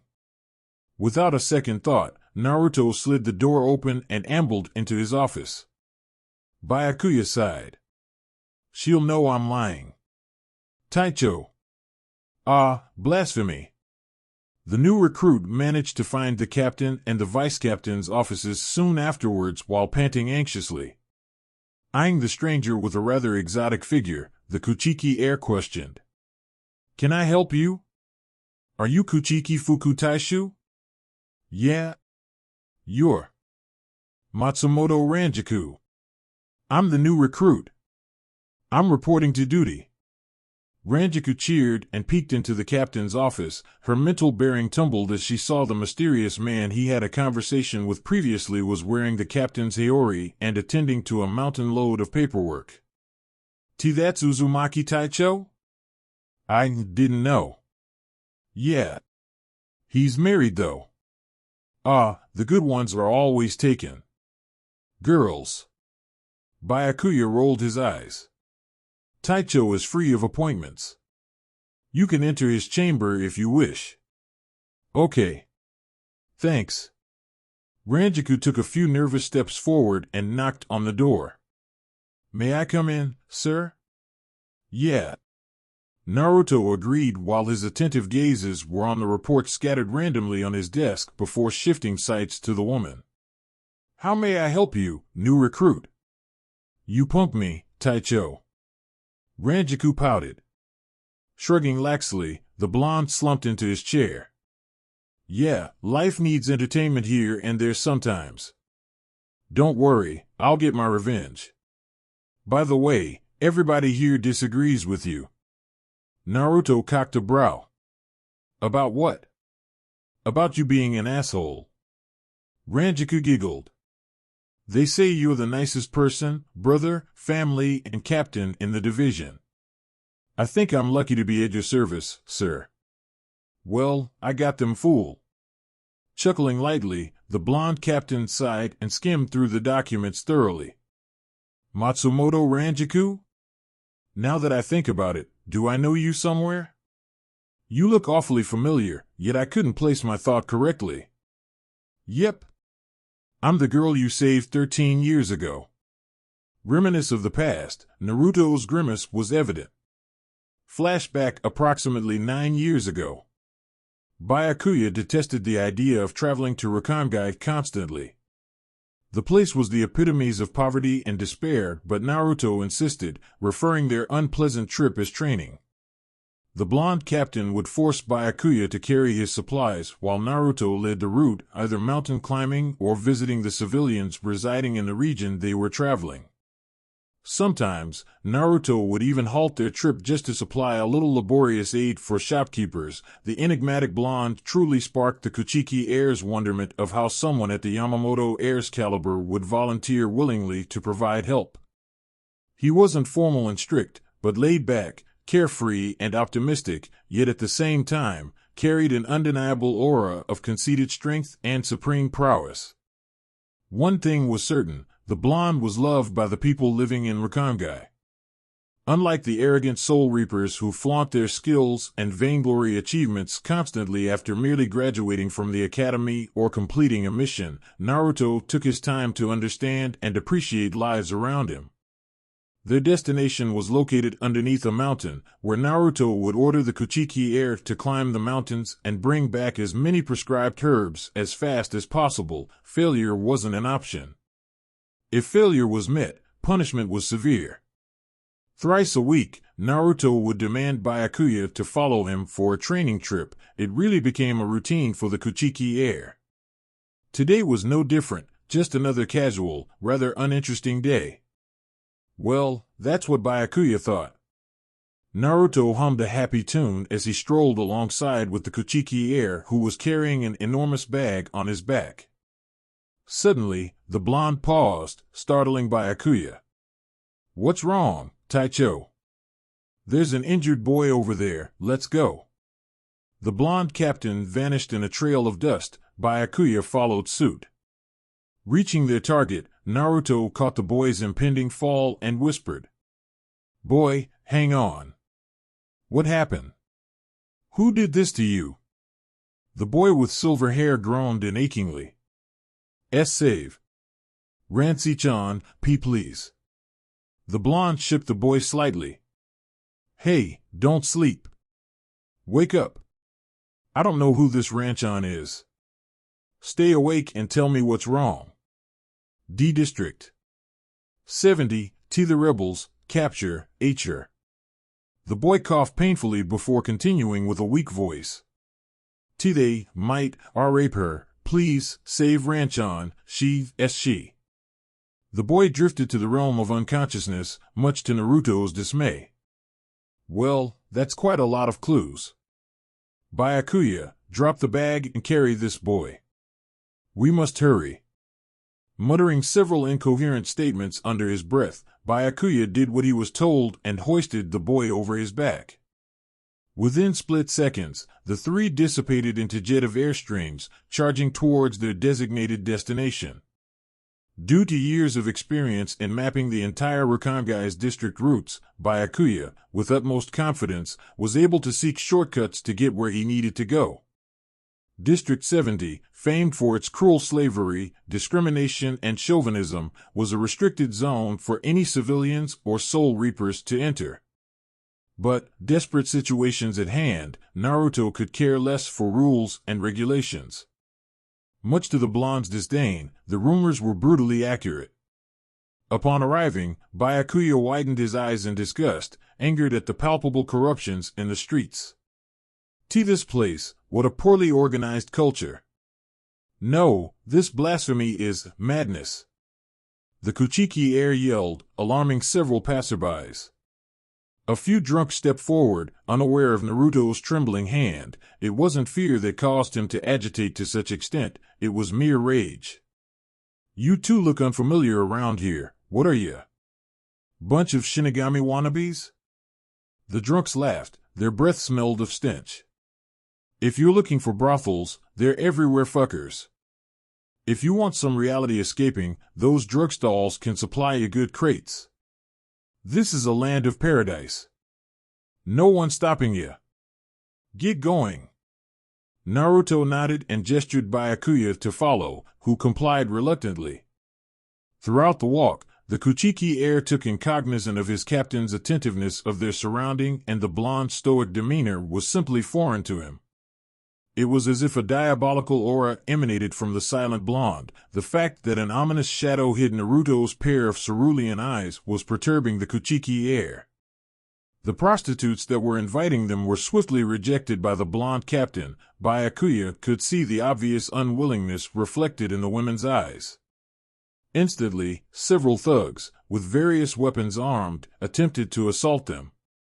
Unfazed by the assailants' futile actions, Naruto thrust a hand forward before an effulgent of crimson rays shimmered in the blonde's palm and a gigantic ball fused with intensified heat soared towards the assaulters, burning them to death. The witnesses in the crowd were stunned beyond cognition. "Foolish. Byakuya, find the girl. You have approximately 15 minutes before I deep fry this place." Without allowing a slight hint of delay, the Kuchiki heir disappeared in a sonic blur. Naruto grinned sinisterly as more thugs gathered around him. "Let's play." A few minutes later. "Are you?" Byakuya, with the boy on his back, eyed the girl warily. "Jin. Why is he with you?" After cutting the ropes that were binding the girl, she rushed to the unconscious boy. "What happened?" He told us to help him find you. Us? I'm Squad 10's third seat, Kuchiki Byakuya. My captain is here, you're practically safe. The girl widened his eyes. Shinigami? I am Matsumoto Ranjaku. This is Ikamaru Jin. We're Muti thieves. Byakuya nodded. Very well, come with me. Taicho will like to meet you. An abrupt explosion startled them. Byakuya dashed to the streets and was stupefied by the scenario before him. Blood painted the streets and walls, corpses scattered around the unforgiving soil and recognizable, but nefarious spirit energy lingered in the atmosphere, sending chills crawling up Byakuya's spine. It was as if a massacre was performed, and the culprit could only be his captain. In no way. Byakuya. The dispassionate, yet familiar voice caused Byakuya to twirl around and faced his superior. Get me more sinners. I must kill them. The Kuchiki heir was frightened, terrified of the man before him that he called captain. Naruto's eyes were an eerily vibrant red, the whisker scars on his cheeks darkened and his canine fangs were visible. Be but sir. Are you disobeying orders? No, sir. Then get going. Bring the boy and the girl away. They will only be a burden. Hesitation due to disinclination, Byakuya complied eventually, but before his departure, he caught a glimpse of Naruto's eyes. Those pair of unfamiliar crimson eyes revealed a glint of demonic aura. Unable to comprehend and handle the situation appropriately, Byakuya brought Jin and Ranjaku to a safe location before rushing back to Soul Society. If there was one person who can stop his captain's sudden bloodlust, it could only be his beloved fiancée. Shihuen Yoruchi. An annoying woman to the Kuchiki heir. But options were limited. Removing the sense of doubt in his heart, Byakuya's bloodstream was stimulated to the maximum abundance reserve of adrenaline pumped into his veins as he used all of his strength to dash towards Soul Society. 15 minutes later. What? My Naruto-kun goes bonkers in Rakangai. How did that happen? Answer me, little Byakuya, or I'll cut your balls off and shove it into your mouth. Yorika's scream was so potently loud, the entire division could hear her, literally. Byakuya gulped nervously. Well, we rescue a kid who asked us to rescue another kid, and we went there and rescued the kid, but when I rescued the kid who we're asked to rescue, Uzumaki Taishu's eyes turned red. I don't know what truly happens, but his anger is obvious. He asks me to help him find sinners for him to kill. The Taicho I know will never request such preposterous things. He is merely asking me to help him massacre the entire populace residing in that godforsaken place. Where's my fiancé? Yoruchi's emotionless visage was indirectly warning the Kuchiki heir to choose his words wisely. D District 70, madam. B but hey, wait. It was too late. The Shihuen Queen disappeared into a jet of charging air blast. Wait for me. Where are the rebels, you cowardly son of a bitch? Naruto hoisted the gravely injured man who was pummeled to the ground countless times in an agonizing impact. Now, you better tell me where are the rebels' base, or I promise you, I will tear you a cosmos of new one. This is no longer your turf when I step foot into your boundaries. Now, tell me, or when I'm through with you, you'll wish your very existence never existed before. Fuck, why you? The rebel spat. A violet shimmer of red glowed in his eyes. Naruto jammed his fist into the man's heart, eradicating his life in an instant. Motherfucking son of a bitch. Tossing the corpse away in apathy, the blonde walked towards the quavering group of fatally wounded rebels, growling in dirt, desperately trying to escape the Captain Shinigami's lethal clutches. Chuckling darkly, Naruto smirked. You can run, but you can't run away from me. The blonde seized the nearby rebel's head and squeezed, earning him a scream of torment. Listen to me, you self-loathing son of a bitch. You better tell me where the base is so I can end your life painlessly. Or, if you insist, I can make you suffer for the next 5 hours and watch you twitching in misery before I slit your throat and watch your fucking life fade away. What do you say? Naruto depleted his strength, allowing the rebel to calm himself. Your answer? It's on the underground, 3 miles away from here, at the shops he called Soundshine. Will you let me go, please? The voracious rebel pleaded. With a patronizing glare, Naruto grinned malevolently. Sure. Remorselessly, the blonde twisted the man's neck. Fool. And Naruto-kun? A new, but familiar voice caught Naruto's attention. What's going on with you? The blonde whirled his sight to the intruder and smiled. Yo-chan, I got good news for you. I found the rebels' headquarters. I'm going there and end this meaningless war. Yearning to embrace his love, Naruto reached for her, but to his surprise, she jerked back. I don't know you anymore. The Naruto-kun I love wouldn't kill someone as merciless as you did. The blonde simply chuckled. Those words coming from an assassin? Come on, Yo-chan, this is gold. We just need to invade their base and do what we have to do. You know better than I do. This war has brought nothing but trauma and pain to many people. As long as the rebels aren't vanquished from Soul Society, the commoners will only suffer pointlessly. I don't see any problems with what my duties assign me for. Naruto-kun, just let other soldiers take care of the situation at hand. By the time they're here, those son of bitches are gone for long. Naruto's austere frown scared the shivering Yaruchi. I'm not going to let this opportunity slip away from me. Now, you're either with me or against me. At that moment, a few beings materialized before them. We're coming with you, Naruto. The rebels widened their eyes in trepidation as they caught sight of the new entities and registered their identities. W. Weir Doom. Captain of the 2nd Division, Shihoin Yaruchi. Captain of the 9th Division, Mugiruma Kensei. Captain of the 5th Division, Hirako Shinji and Captain of the 10th Division, Uzumaki Naruto. There are no way we can win this war. That's right, you dick, you can't win from the start. Why start all this escapades in the first place? Naruto shot a blast of violet flames from his palm and incinerated the timorous rebels to dust within seconds. Sokatsui. The show is over here, let's move out. To say Kensei, Shinji and Yaruchi were consternated by Naruto's ruthless execution was an understatement. They didn't believe the blonde they knew could deliver such crude punishment, clearly inexorable to the pitiful prayers for mercy. Yaruchi desperately tried to clear the shambles within her mindscape and speculated the situation. Naruto-kun is definitely not behaving like he should be. His murderous intention, oh no. It can't be that he's influenced by the natural calamity, Kyubi no Yoko's soul? It must be.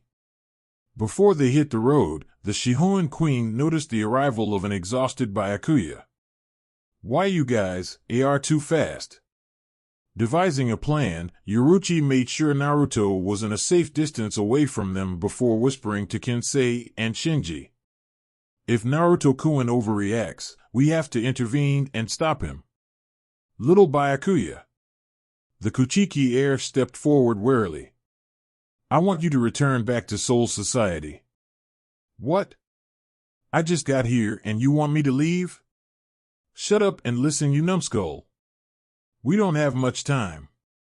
I want you to head back to the courts and find Unohana Taicho and bring her here. Right now, only she can explain Naruto-kun's strange condition. Now, get going before it's too late. Byakuya raised a confused brow. Too late for what? Just go. By the time Yaruchi, Kensei, and Shinji reached the underground, they were sickened by the river of blood and corpses scattered randomly in the tenebrous hallway, dread with the foul odor of death. Kensei pinched his nose and muttered, My God, did Naruto do all these? Shinji inspected the slash marks embedded on the walls and tapped his chins. Most likely. Who else can cause so much damage except Naruto and his grandfather? You know what? After today, I strongly believe that nobody will want to spend the rest of their lives having Uzumaki Naruto on their asses. Remind me not to piss that guy off. Stop goofing around, guys. We've to find Naruto-kun. Yoruichi lectured. A shockwave of Ryatsu collided onto the trio unexpectedly, in which Kensei recognized instantly. That's Naruto's spiritual pressure. Let's go. The three captains rushed to the source, and when they reached the end of the hallway, Yoruichi gasped in fear. Her once kind sweetheart was now a stranger to her. In his right hand, he gripped the hilt of his blade coated with raw blood. In his left hand, he gripped a few beheaded men's heads via their hair, and his captain Haori was soaked in fresh crimson dye. Oh? I'm sorry for stealing all your fun, but I just couldn't wait killing them. The blonde threw the heads onto the pyramid of severed corpses in cold disdain. Pitiful son of bitches. Didn't even worth me killing them. Enough. Naruto-kun. I don't know who you are anymore. Tears swelled in the Shihoin queen's sunglow eyes as she ran to her fiancé's side and wrapped her arms around his waist. Come back to me, my love. Please. What are you talking about? I'm just getting started. These fools have already disclosed to me other bases. I have to get there and crush it. Kensei slammed his fists into his palm. That's it. I'm going to knock your senses back, Naruto. Yoruichi, Shinji, and Kensei were taken aback by the red illumination glowing from Naruto's eyes. Pushing Yoruichi away roughly, Naruto snickered wickedly. Bring it, bitch. Howling out a deafening roar cry, Kensei charged into his best friend and launched a fist into Naruto's abdomen, sending the blonde crashing into the walls. I'm going to make you cry like a sissy jerk, Naruto. The smokescreen caused from the destruction of the wall stirred abruptly, and in an instant, Kensei flew backwards in a jolting pain. Shinji, without hesitation, drew his sword and attempted a strike. Sensing danger, the blonde ducked the diagonal slash and threw his foot into Shinji's chest, propelling his opponent into the opposite wall. Before Shinji was attacked, he could swear he saw horrifying murderous intent in Naruto's eyes, glinting in sadistic excitement as the Yamamoto heir was ready to obliterate him. I'm disappointed, not much of a challenge, boys. How about we push our fight up a notch, brothers? Shinji and Kensei emerged from the debris, completely and utterly pissed by Naruto's assault. This is over for you, Naruto. Collapse, Sakanade. Shinji bellowed as a powerful Ryatsu emanated from his sword while it transformed into its Shirkai. Don't blame us for kicking your ass, bro, blow it away, Tachikes. Kensei released his unparalleled spiritual pressure as the wind encircling his katana molded it into a survival knife. You too, kicking my ass? Ha! Don't make me laugh. Rage of the Heavenly Storm, Fujin Hyogatsu. Naruto grinned as transcendental spirit energy ruptured from the blonde sword as it took its own transformation. Kensei. Shinji. Naruto-kun. Please, stop. I'm sorry, Yoruichi, but if we don't bring our brother back, we won't be able to call ourselves his comrade. Shinji focused his gaze sternly at his fellow blonde. We don't want to do this, Naruto, but I think you've smelled it, haven't you? Naruto widened his eyes as he comprehended his fellow blonde's underlying message and swiftly clamped his nose. What is this? My vision, it's Dash. It's too late, Naruto. Welcome to my inverted world. Wielding his knife proficiently, Kensei swung upwards, sending air vines towards his best friend. Reacting to reflexes, the blonde prepared to defend himself against the impeding attacks by shielding himself with an invisible air barrier, but recalling the fact that Shinji's Zanpakuto was activated, Naruto twirled backwards and created the barrier hastily. As predicted, everything within his view was reversed as Kensei's attack struck from his back. "You almost got me there, Shinji, but not good enough." With a flick of his wrist, an almighty but transparent force slammed upon Kensei and Shinji, sending the two unprepared captains flying into the tunnel walls. "Have you forgotten, brothers? My Zanpakuto allows me to control air as if controlling gravity.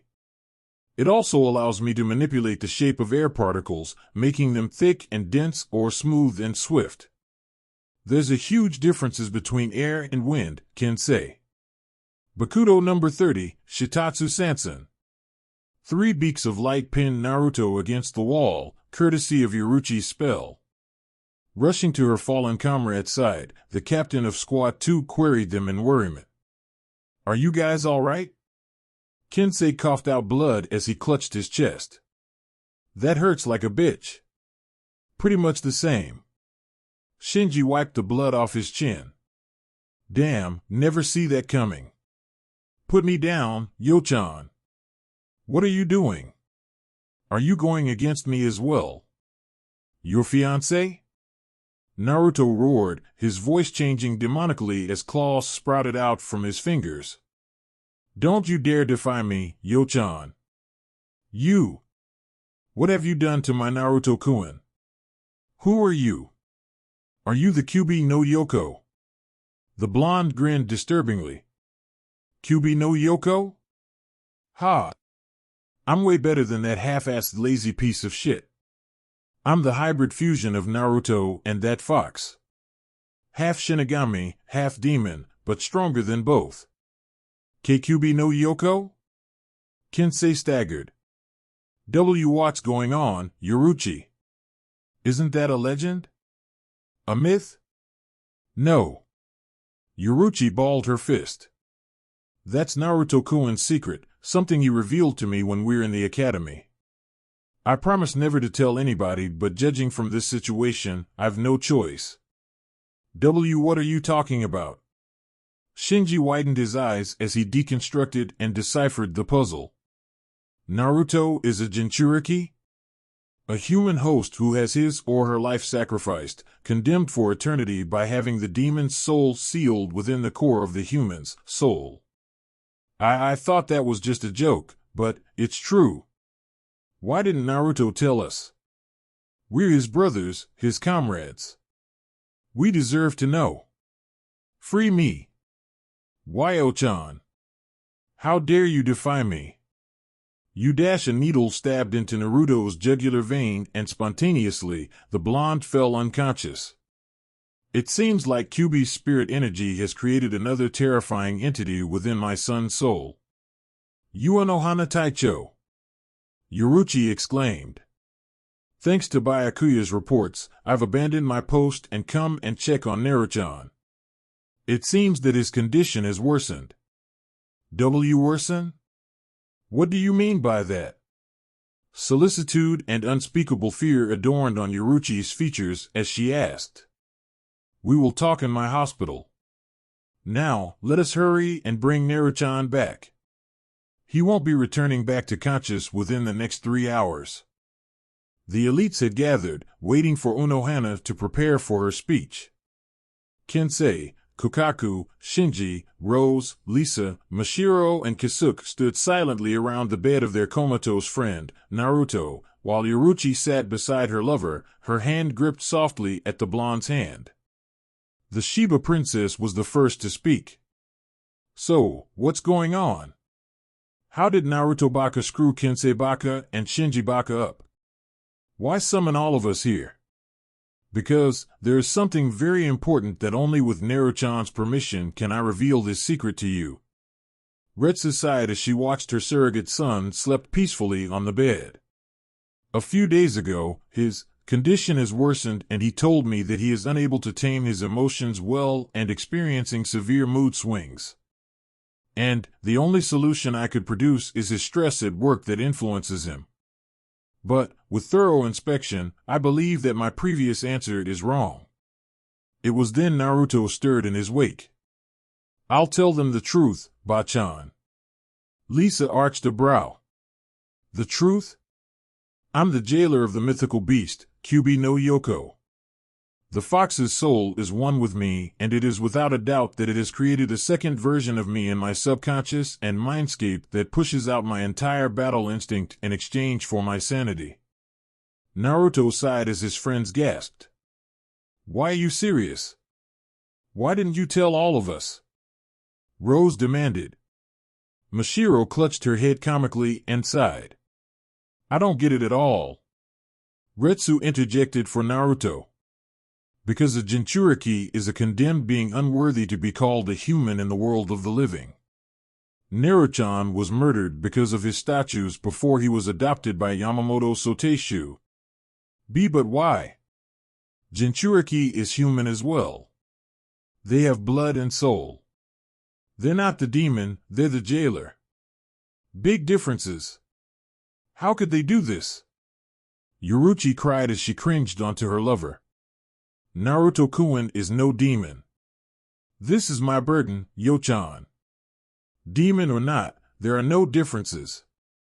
I'm a Jinchuriki, destined to be alone.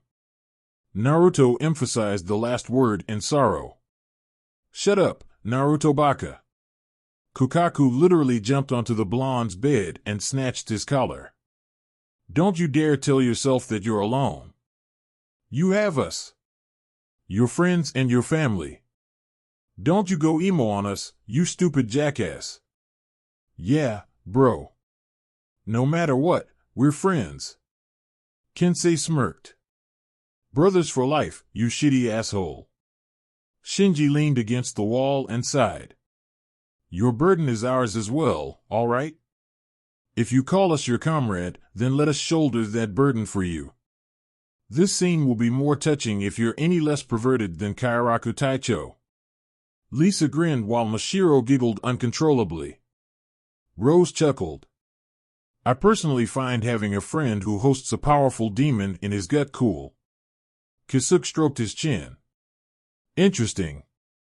I'm so gonna research more about all this Jinchuriki Marathon Parade issues when I get back to my lab. Thanks, guys. Naruto wiped the soul tear cascaded down his cheek before the Shihoin Queen squeezed the bedridden blonde's hand, catching his attention. Yo-chan. I will always love you, no matter what you've become. Yoruchi smiled earnestly, and their friends whistled. Thank you. Yo-chan. I love you so much. Though Retsu didn't wish to interrupt such a heartwarming, romantic scene, she had to proceed to the major issue. About your Kyubi fusion. Naruto turned his attention to his surrogate grandmother and frowned. He's suppressed, for now. Present. Yeah, I remember that incident. I brought Jin to the academy the next day while you decided to enter a few years later. I must say, Jin is very talented. He even surpasses me. Naruto laughed. Luckily, he decided to join this squad after his graduation. And now, you came. It will be an honor working with you, Rengi-chan. Ranjaku blushed at the suffix used.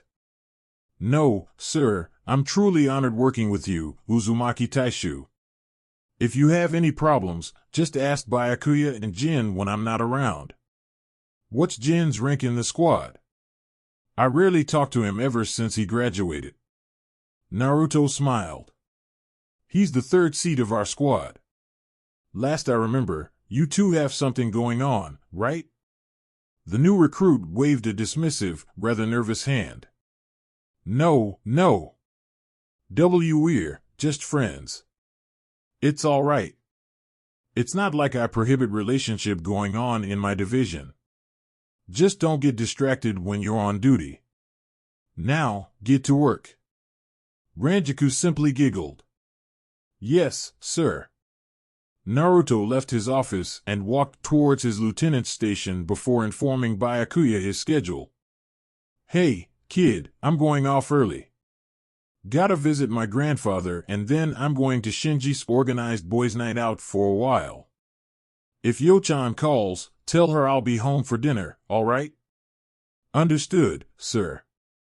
By the way, Jin is fed up with you for asking him to buy ramen and not paying him for it. Tell him to suck it up. Naruto grinned before tossing a stack of cash to the Kuchiki heir. Pass the money to that stingy bastard for me. Roger. Byakuya replied monotonously as he resumed work. Jin Ryusai was sipping his tea, seating comfortably in his favorite seat his surrogate grandson made for him decades ago. A gentle breeze blew into the living hall, and the old captain placed his cup on the small table beside him before speaking to the familiar intruder. How's your new home, Naruto? It's perfect. The blonde sat on the chair directly opposite his grandfather. The house isn't too big or too small. Won't get lost like how I get lost here often. Seriously, I've been living here for decades and I still get lost sometimes. I still remember once I merely wanted to replace those shitty, half-ass batteries in my lamp, and it took me an hour just to find 2 brand new batteries. Chortling benevolently, Jin Ryusai sighed contentedly. How's your wife? She's like an angel to me. Naruto smiled. I'm glad that you find yourself a beautiful wife, both physically and personality-wise. Yeah. I wish to discuss with you something important though. Jin Ryusai's tone was strictly solemn. I'm old, Naruto, and I need somebody to take my place. Naruto cocked an eyebrow. As the new leader of the Yamamoto clan? As well as my position as the captain commander in Seriidii. The blonde coughed indignantly. What? You're strong, talented, and powerful. Definitely a great candidate for my position. Not. I'll stick with being the captain of my squad. After all, my squad is one big family to me. I can't just stand up and leave them be. The old captain exhaled a tired breath. Fine. But, please reconsider my offer, Naruto. I will. The little event that brought mates to keep updates and news between each other, Shinji created the social meeting to enhance their bonds since they're separated due to division's differences. It was fairly a jokes and stories convention hall, and they enjoyed joyously. The room was actually a dojo with an enormous table situated in the middle of the room, a few set of chairs, and a spacious spot for sparring. Shinji sighed as he slumped into his seat. Apparently, all the males were there except Naruto. You know, it is just unbelievable when I become captain. All the haters in Soul Society suddenly manifest themselves when I become famous and shit, and they will start sending all those petty hate letters to me. You know what's strange? I actually read those letters. I will just spend hours reading them about how I should die and how I should resign from my post and all these fucked up things. And seriously, after hours of reading, I really tell myself aloud that Hirako Shinji is really an asshole. Kisuke and Kensei guffawed while Rose tried to suppress his laughter. But it isn't over yet. There is this son of a bitch I will never forget. I read a letter that was sent personally to me by a guy called Anonymous, and this was how it went. Shinji coughed dramatically. Dear Shinji, all of your friends died just to get away from your shitty attitude. And my first thought was, very unlikely. Seriously, if they want to get away from me, then they can just avoid me. How ridiculously stupid can that be? And then, 2 weeks ago, I receive another letter written by Anonymous, again. My obvious first reaction was, check out this motherfucker. I'm gonna read the letter to you guys, word by word. Shinji took out a letter from his pocket and smirked. Dear Shinji, I was drinking out of work and depressed when I wrote the letter to you a couple years ago. I was dealing with the loss of my friends and I finally understood you. I was simply bewildered. Kensei was choking in his laughter. What happened next? I wrote back. I just decided to write back. And I wrote this to him, Dear Anonymous, Your mates left you because they're tired dealing with your cowardly, spineless, fucked up attitude. You know what? I actually felt good sending the letter to that motherfucker. It's all right though, I'm gonna apologize to him a couple years later. Rose, Kisuke and Kensei laughed at Shinji's story and gradually calmed themselves. Kensei wiped his tears and smirked. You have one fucked up relationship with your fans. Regaining his composure, Rose spoke. Say, have you guys noticed the girls' populace are starting to exceed the males? That's great. I saw this chick in Rakangai a week ago and my god, I'll take up her slack. She has one hot piece of ass. Kensei whistled. Shinji grinned. Always nice to have a pretty lady hanging around in the courts, huh? It was then the door opened, revealing the arrival of Naruto. Sorry, I was discussing something with my gramps. What's up? What did I miss? Kisuke responded. We're just talking about the temptresses in Soul Society. Jerk married the last eye candy. Took Yoruchi out from the market. I'm sure many guys must be cursing him at his wedding. Kensei smirked at his best friend, who merely shrugged and took the nearby seat. Shinji whistled mischievously. Sure miss our little Yo-chan around here. Nah, I don't think you do. Naruto chuckled. Hey, Naruto, wanna hang out with us after work in that pub that opened 3 weeks ago? Rose offered. Sighing heavily, Naruto shook his head. Ah, damn. You're killing me. I can't leave, man. I'm in the middle of a moving, gotta go home to Yo-chan or she'll be upset. Come on. Just tell Yoruchi-san that we have some emergence or something. I'm sure she wouldn't mind. Dude, I'm already retired and coaching from the game, if you guys catch my drift. I'm sure you guys should find a decent girl and settle down. Whatever. Just come with us. Shinji exclaimed. Naruto paused dramatically before replying. Nah, I have to go home after our meeting. So? Kisuke queried in confusion. So? Naruto repeated as he arched a brow and clutched his chest. Do I look like a man who wants a divorce? Just come up shit or excuses to your damn woman. Kensei howled in frustration. Tapping his chin in mock contemplation, Naruto smirked. Nah, I'll rather stay married. Coward. Naruto rolled his eyes. Yeah.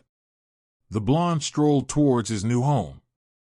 Upon reaching the entrance of the gate of his house, he saw his wife, leaning against the doorway, smirking impishly at him. Naruto smiled at his wife and snaked his hands around Yoruchi's hips. What are you doing outside here? Waiting for you, apparently? The Shihoin queen giggled. Come in, baby. I still want another test drive with you on our carpet. Oh, honey, you're so bad.